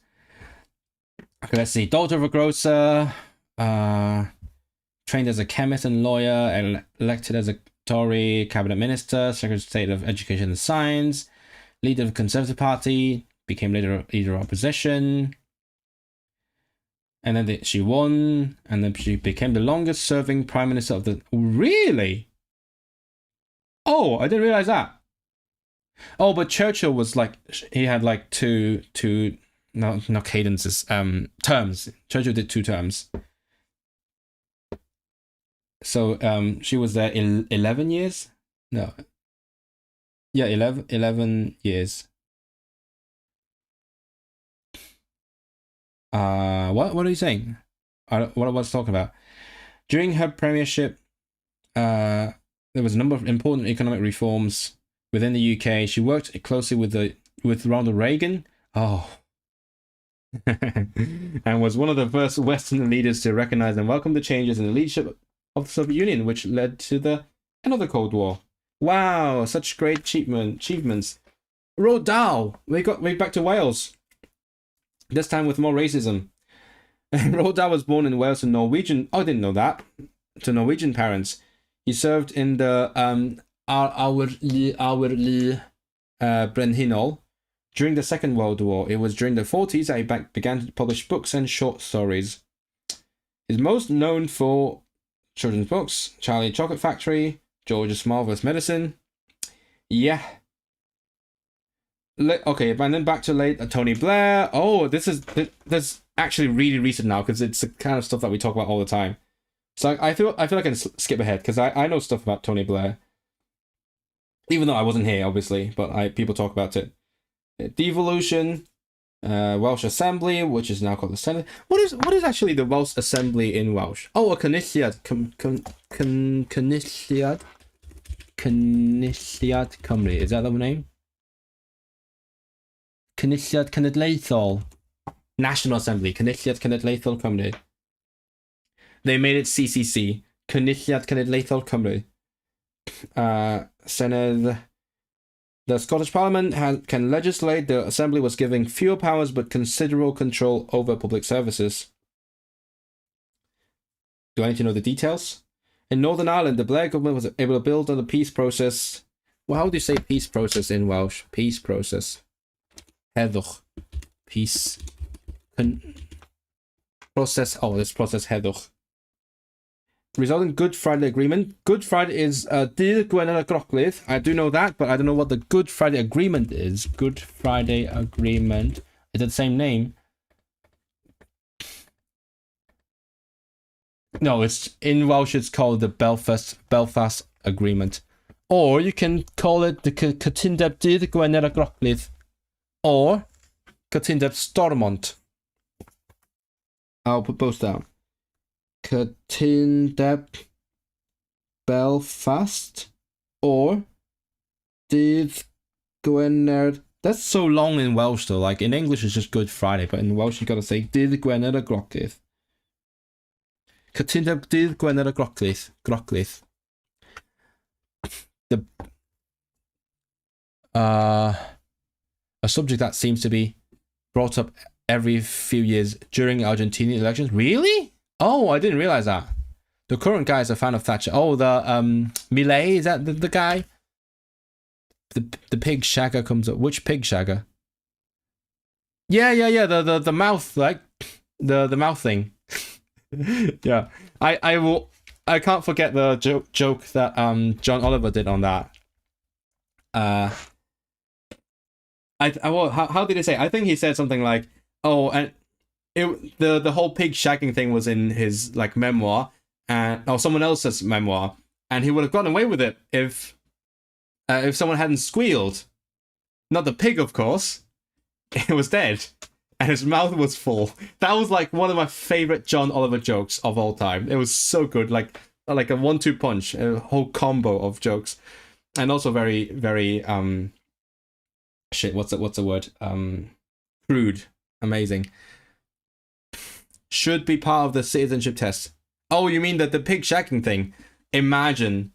Nah, that's not very flattering towards the UK. They won't do that. This has to be flattering to the UK for them to do it. Conflicts in Afghanistan. Oh, it's so close. Last page. Guys, we can do this. And then we can take a break. And then I will do this again like next month. Is Nigel? No, of course not. It's too irrelevant. Conflicts in Afghanistan and Iraq. 90s, Britain played the leading role. What is how do you spell Afghanistan in Welsh? Is it like as it's pronounced? Afghanistan? Yeah, it is AFFGANISTAN. Afghanistan. And then Iraq is IRAC, Iraq. Coalition forces involved in the liberation of Kuwait. How do you spell Kuwait? It's Kuwait. Oh, that's so cute. Kuwait. Coalition forces. I'm guessing coalition forces. Here the Glumplight.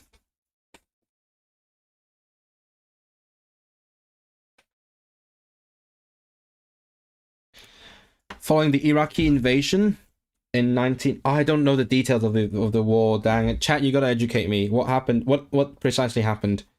So, Iraq invaded Kuwait, and then like the Theo the Glumplight liberated it. Is it Shidhai? And the conflict in the former Republic of Yugoslavia. What was the conflict? What happened in Fyrom? No. Okay. Oh, wait, no. When did Yugoslavia break up again? Is it 1991? 1992. I keep forgetting that we are like they're in the same period, because like the breakup of the Soviet Union and Yugoslavia feel much older, whereas like all the Middle East stuff feel much newer. But I forgot. Yep, they are in the early 90s.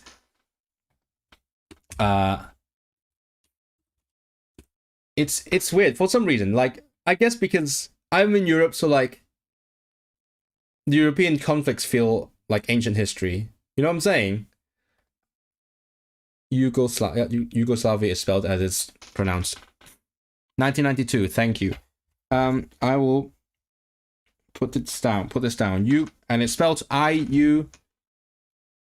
So IWGOSLAFIA. Yugoslavia. I like how goofy Welsh spelling is sometimes. Since 2000, British Armed Forces. How do you say armed forces? Lludd Arfog.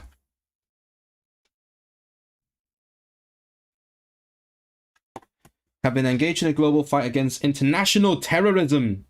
Terrorism is brawychiaeth.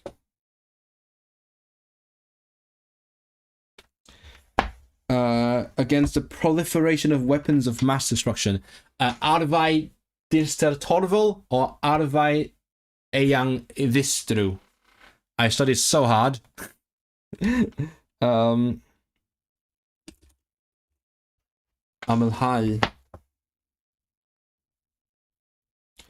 Including operations in Afghanistan and Iraq.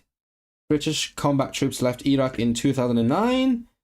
Do I need to know this exact year? It's in the 2000s. UK now operates in Afghanistan as part of the United Nations mandated 50-nation International Security Assistance Force, ISAF. That's funny. ISAF means lowest in Welsh. ISAF. ISAF. I'll just search ISAF. Oh, there is Cymraeg. Si cynorthwyol ddiogelwch rhyngwladol. Oh, I love it when they translate stuff. Si cynorthwyol ddiogelwch rhyngwladol.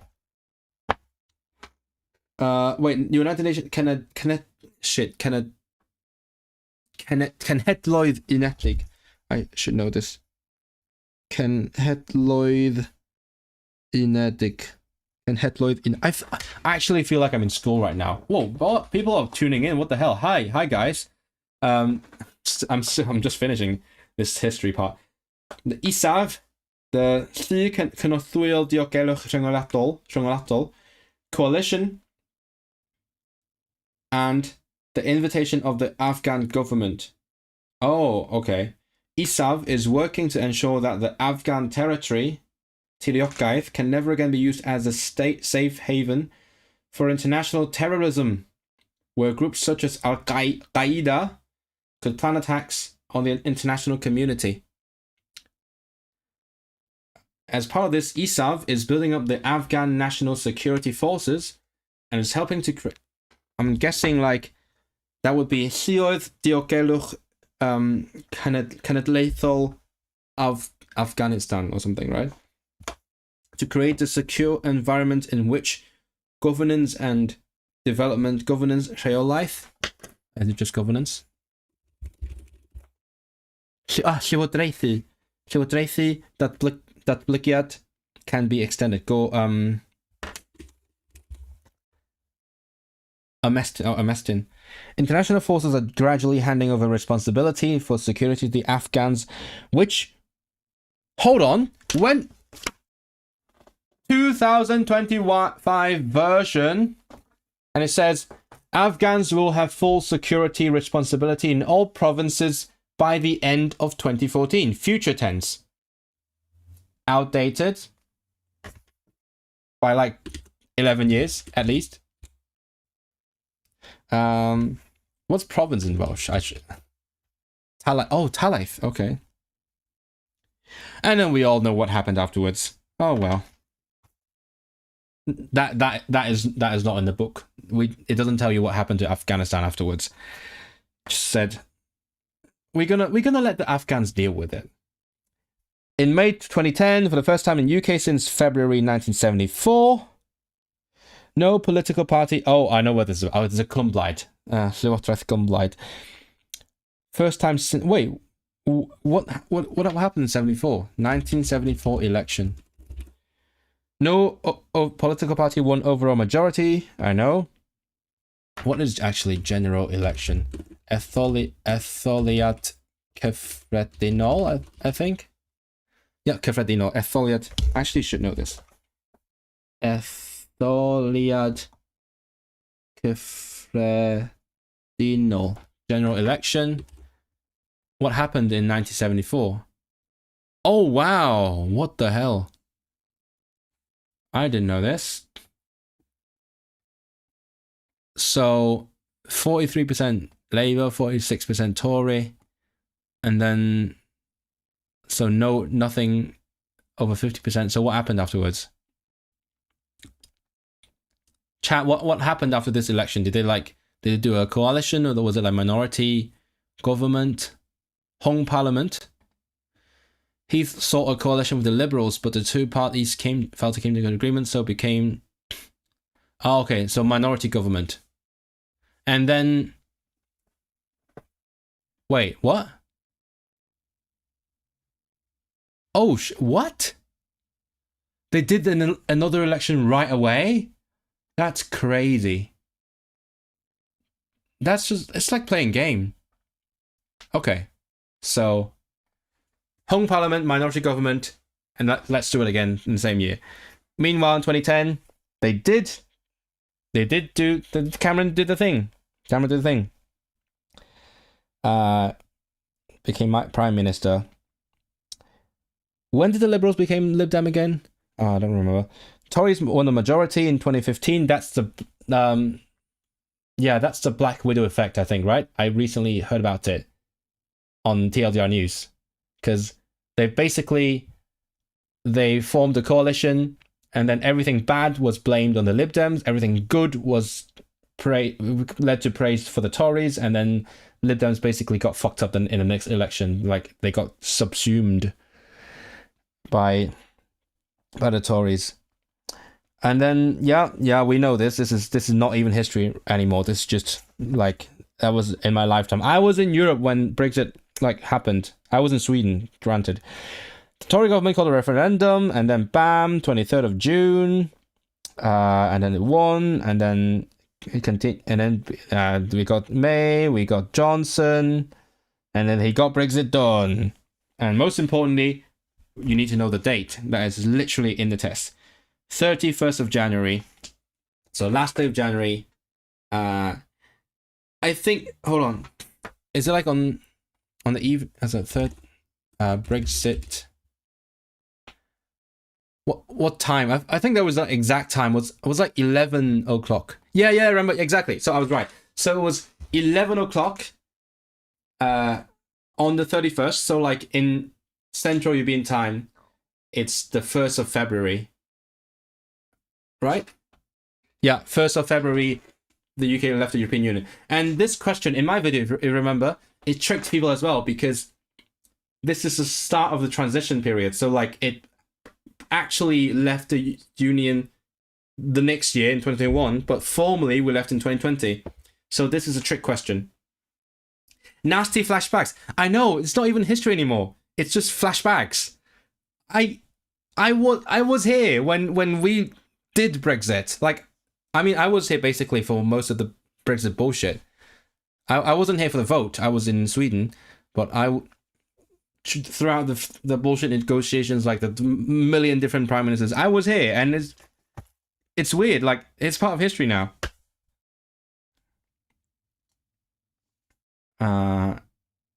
But anyway, basically, lots of prime ministers. Check that you understand the establishment of the welfare state, how life in Britain changed in the 60s and 70s, British inventions in the 20th century. You do not need to remember dates of births and deaths. What the... Is this supposed to be reassuring? It says you don't need to remember dates of birth and deaths. I'm worrying about having to remember who the fuck invented what. And it's trying to reassure me that I don't need to know when they were born.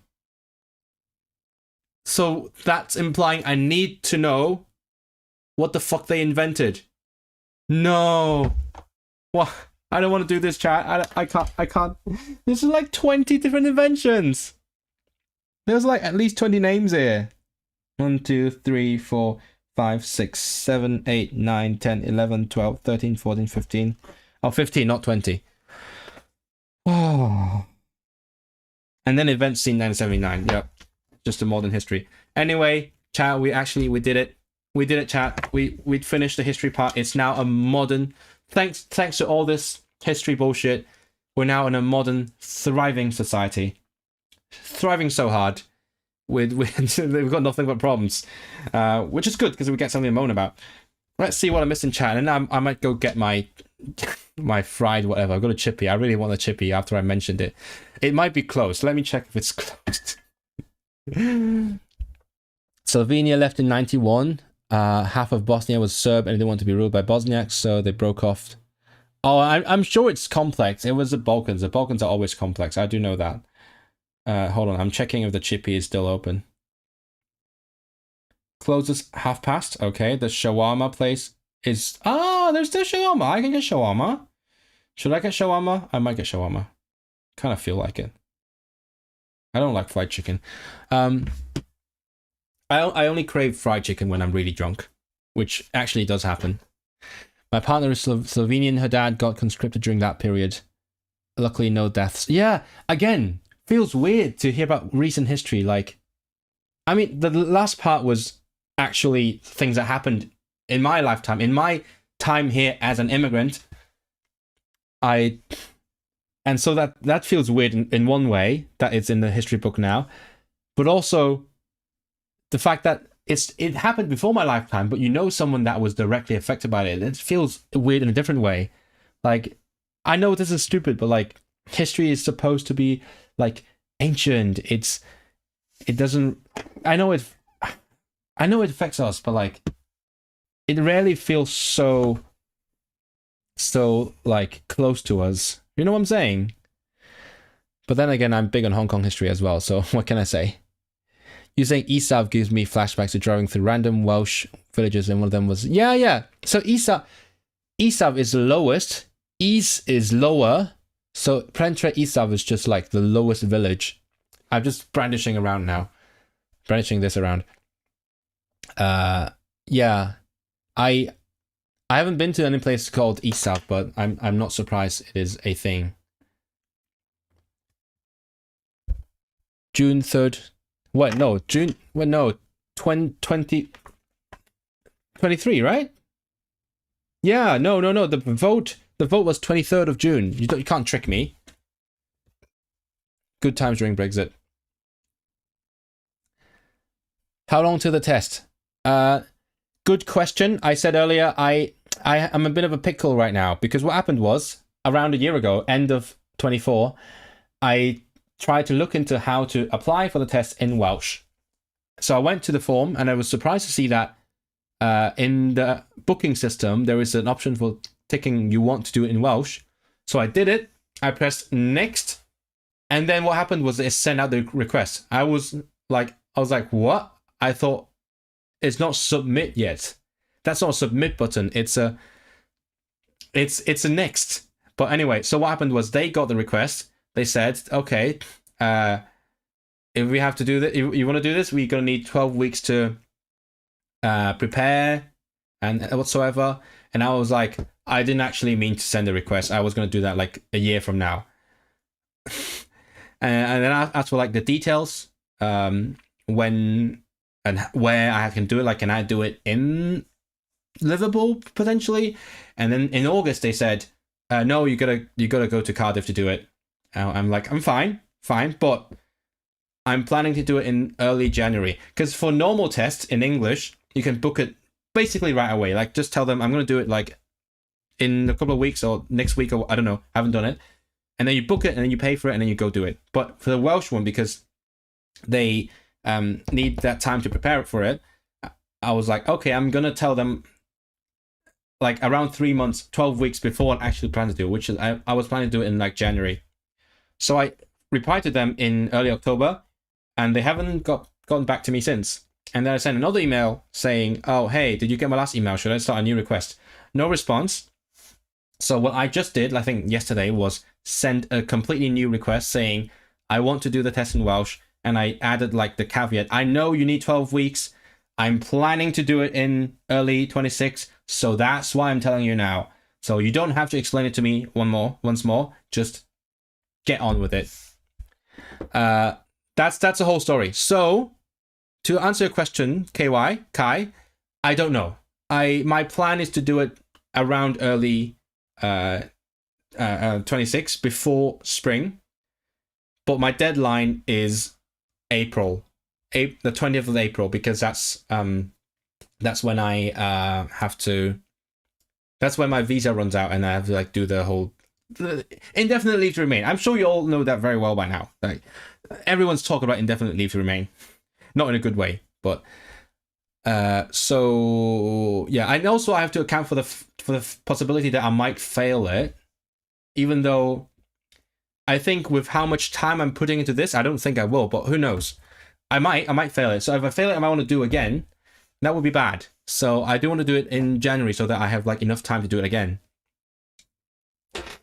That's the whole story. It's really annoying, but that's what I chose for myself. What can I say? I'm glad I was born with a passport and didn't have to do this. And wait till we make everyone do it and then like deport everyone who fails. It's very pop look. Diolch yn fawr. You like chippy? I depends. I can't stand that food. Depends on what kind. There's a lot of chippies, right? Chippy is such a huge category. And there is a Chinese chippy near my uni that does really good fried stuff, like, as I said, the gizzards and everything. And they season their chips and everything. Like, you get to choose the seasoning. Like, there is, I always go for seaweed, but there's like cumin, I don't remember what else. And they also do the Taiwanese style chicken steak. It's like deep fried and chopped into pieces. Amazing. Do you not get Asian flush? Not a lot, not much. We've lived through too many once in a lifetime events. Can't wait for more. I don't know what's gonna happen next. We live in interesting times in many different ways. Looking it up, I think it was actually capital Isav. Yeah, Isav. I guess the translation would be lower, but literally it is the lowest. Isav is lowest because Is is lower. Capital Kellen, Rhapsody in Manx. It's also the anniversary of Kapel Kellen, I think, like today or yesterday? Yeah. Wait, let me double check. I think it is. Because I saw a Welsh Histories posting about it. Kapel Kellen is the wait, when was it? Let me use my stenography. When was Kapel Kellen flooded?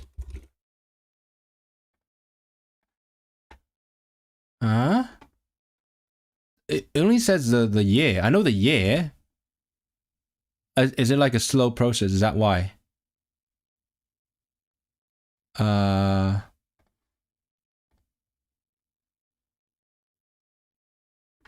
Wait, no, what? 26. I think it's 26.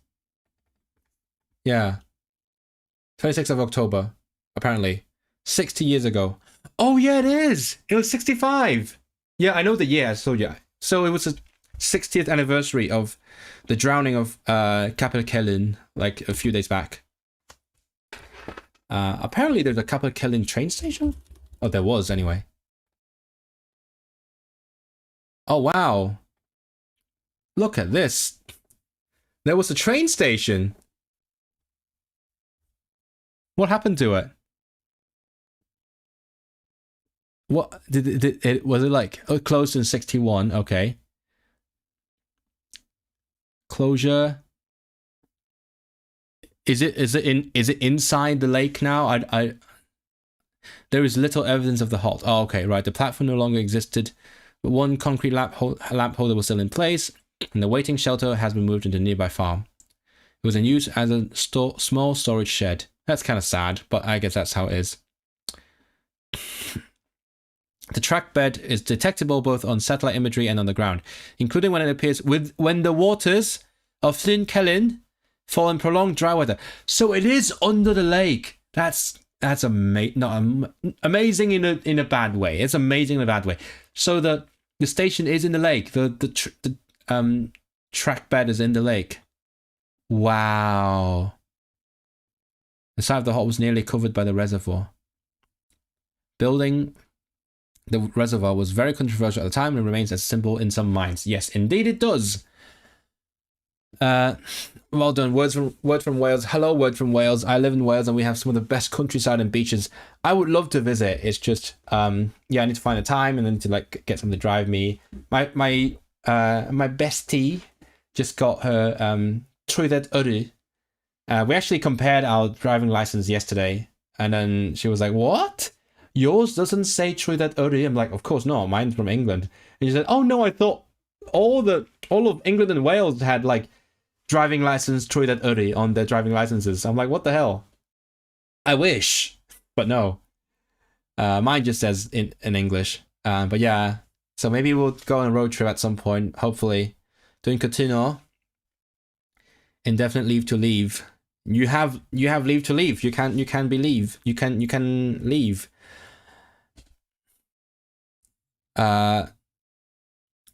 What like become MS? No. Leave isn't likely. I don't think. I mean that's within prediction as well. She's last on the list, so.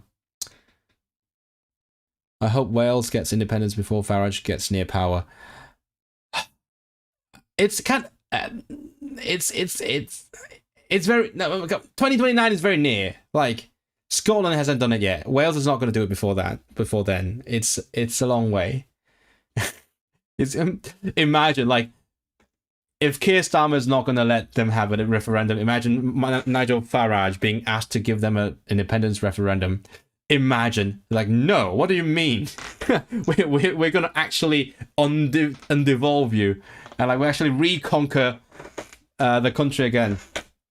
Just to spite you, we're gonna actually bring an army and invade Wales once more, like in the good old days. Imagine that would be in character, wouldn't it? Union won't break apart till after Farage. Well, not I can get much through it. We'll see. I hope Delith Joe. Wait, what was that?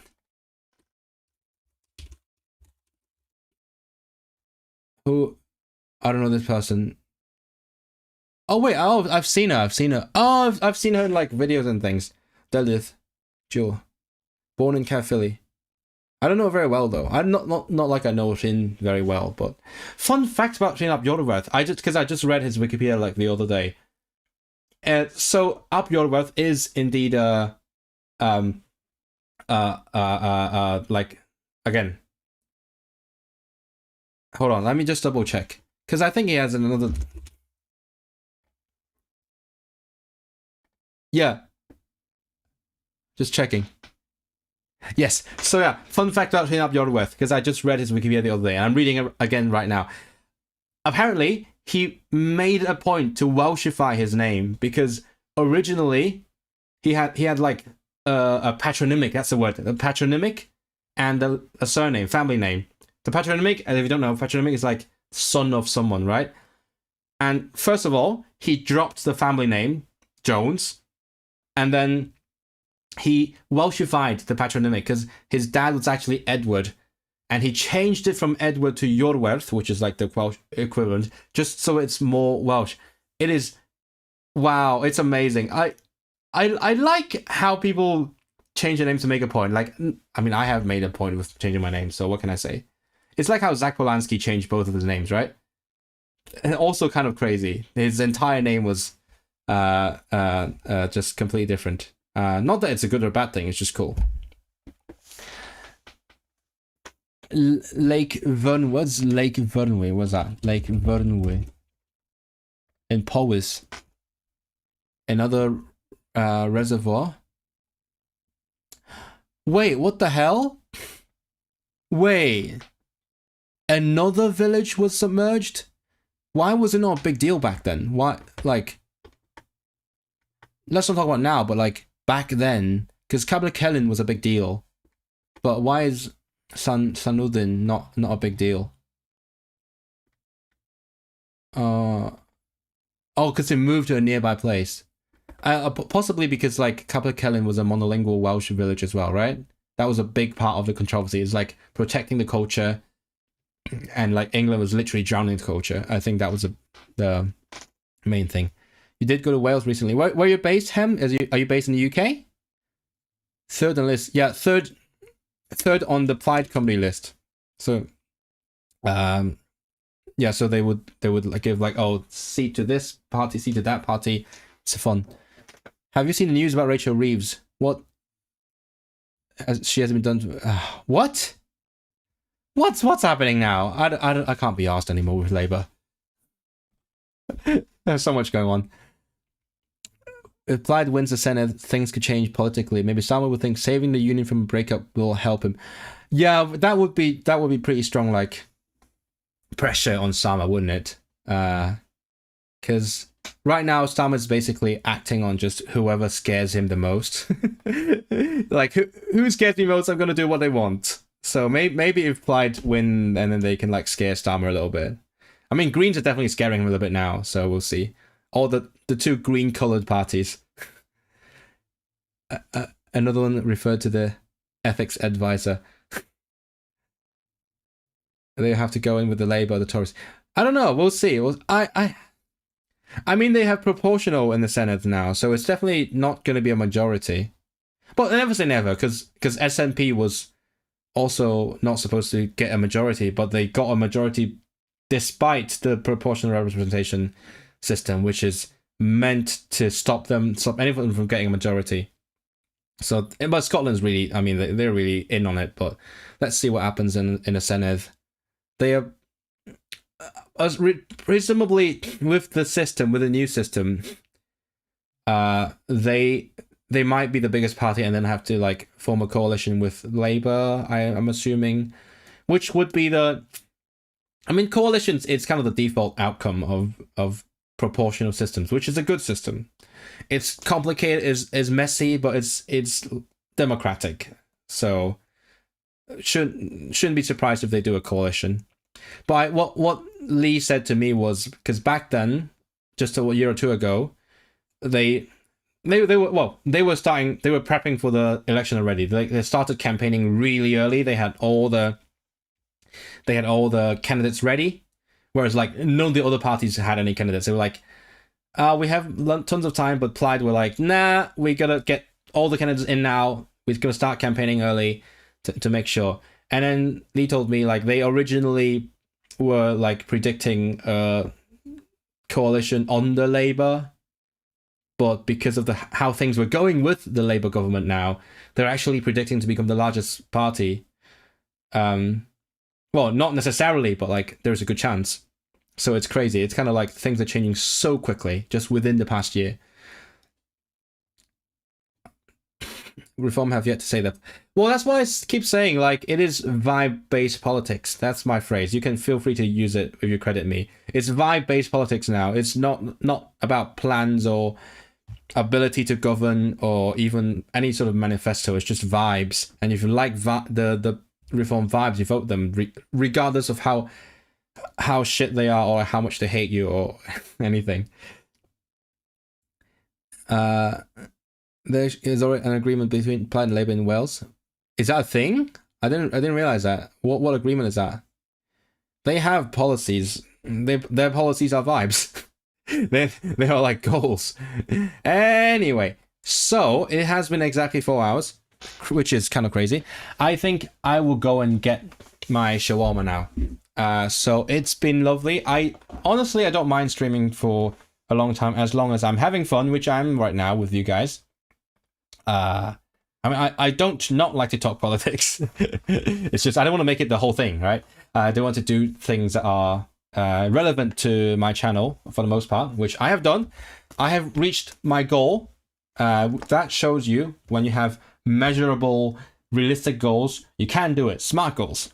So feel free to congratulate me for finishing that part, and also congratulations to you guys, because that means next time we won't have to do just history anymore.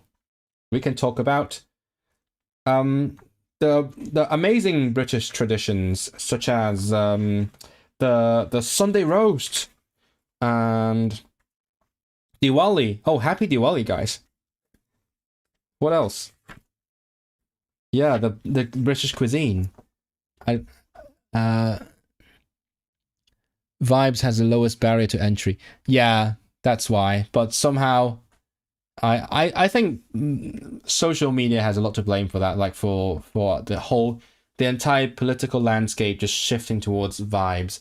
I mean, it's always been kind of vibes to a certain extent, because when you convince the average Joe to vote for you, you can't always lean into, we have policies, we know what we're doing. Not everyone cares about that stuff. So it's to a certain extent, but now it's mostly just vibes, because everyone, like, if you see the interviews asking people like what policies do you support, they're like, what? So diolch chwyl fawr. Dwi'n mynd I fita rwan. Dwi ddim wedi bita dim byd ers pryd? Ers y bore. Wow. I'm actually llwgu. Llwgu, good word. Llwgu. Learn the word llwgu. And I'll see you next time. Not next weekend, because not this weekend, because I'm gonna be in Swansea. Don't have my gear with me. But afterwards, I'll see you.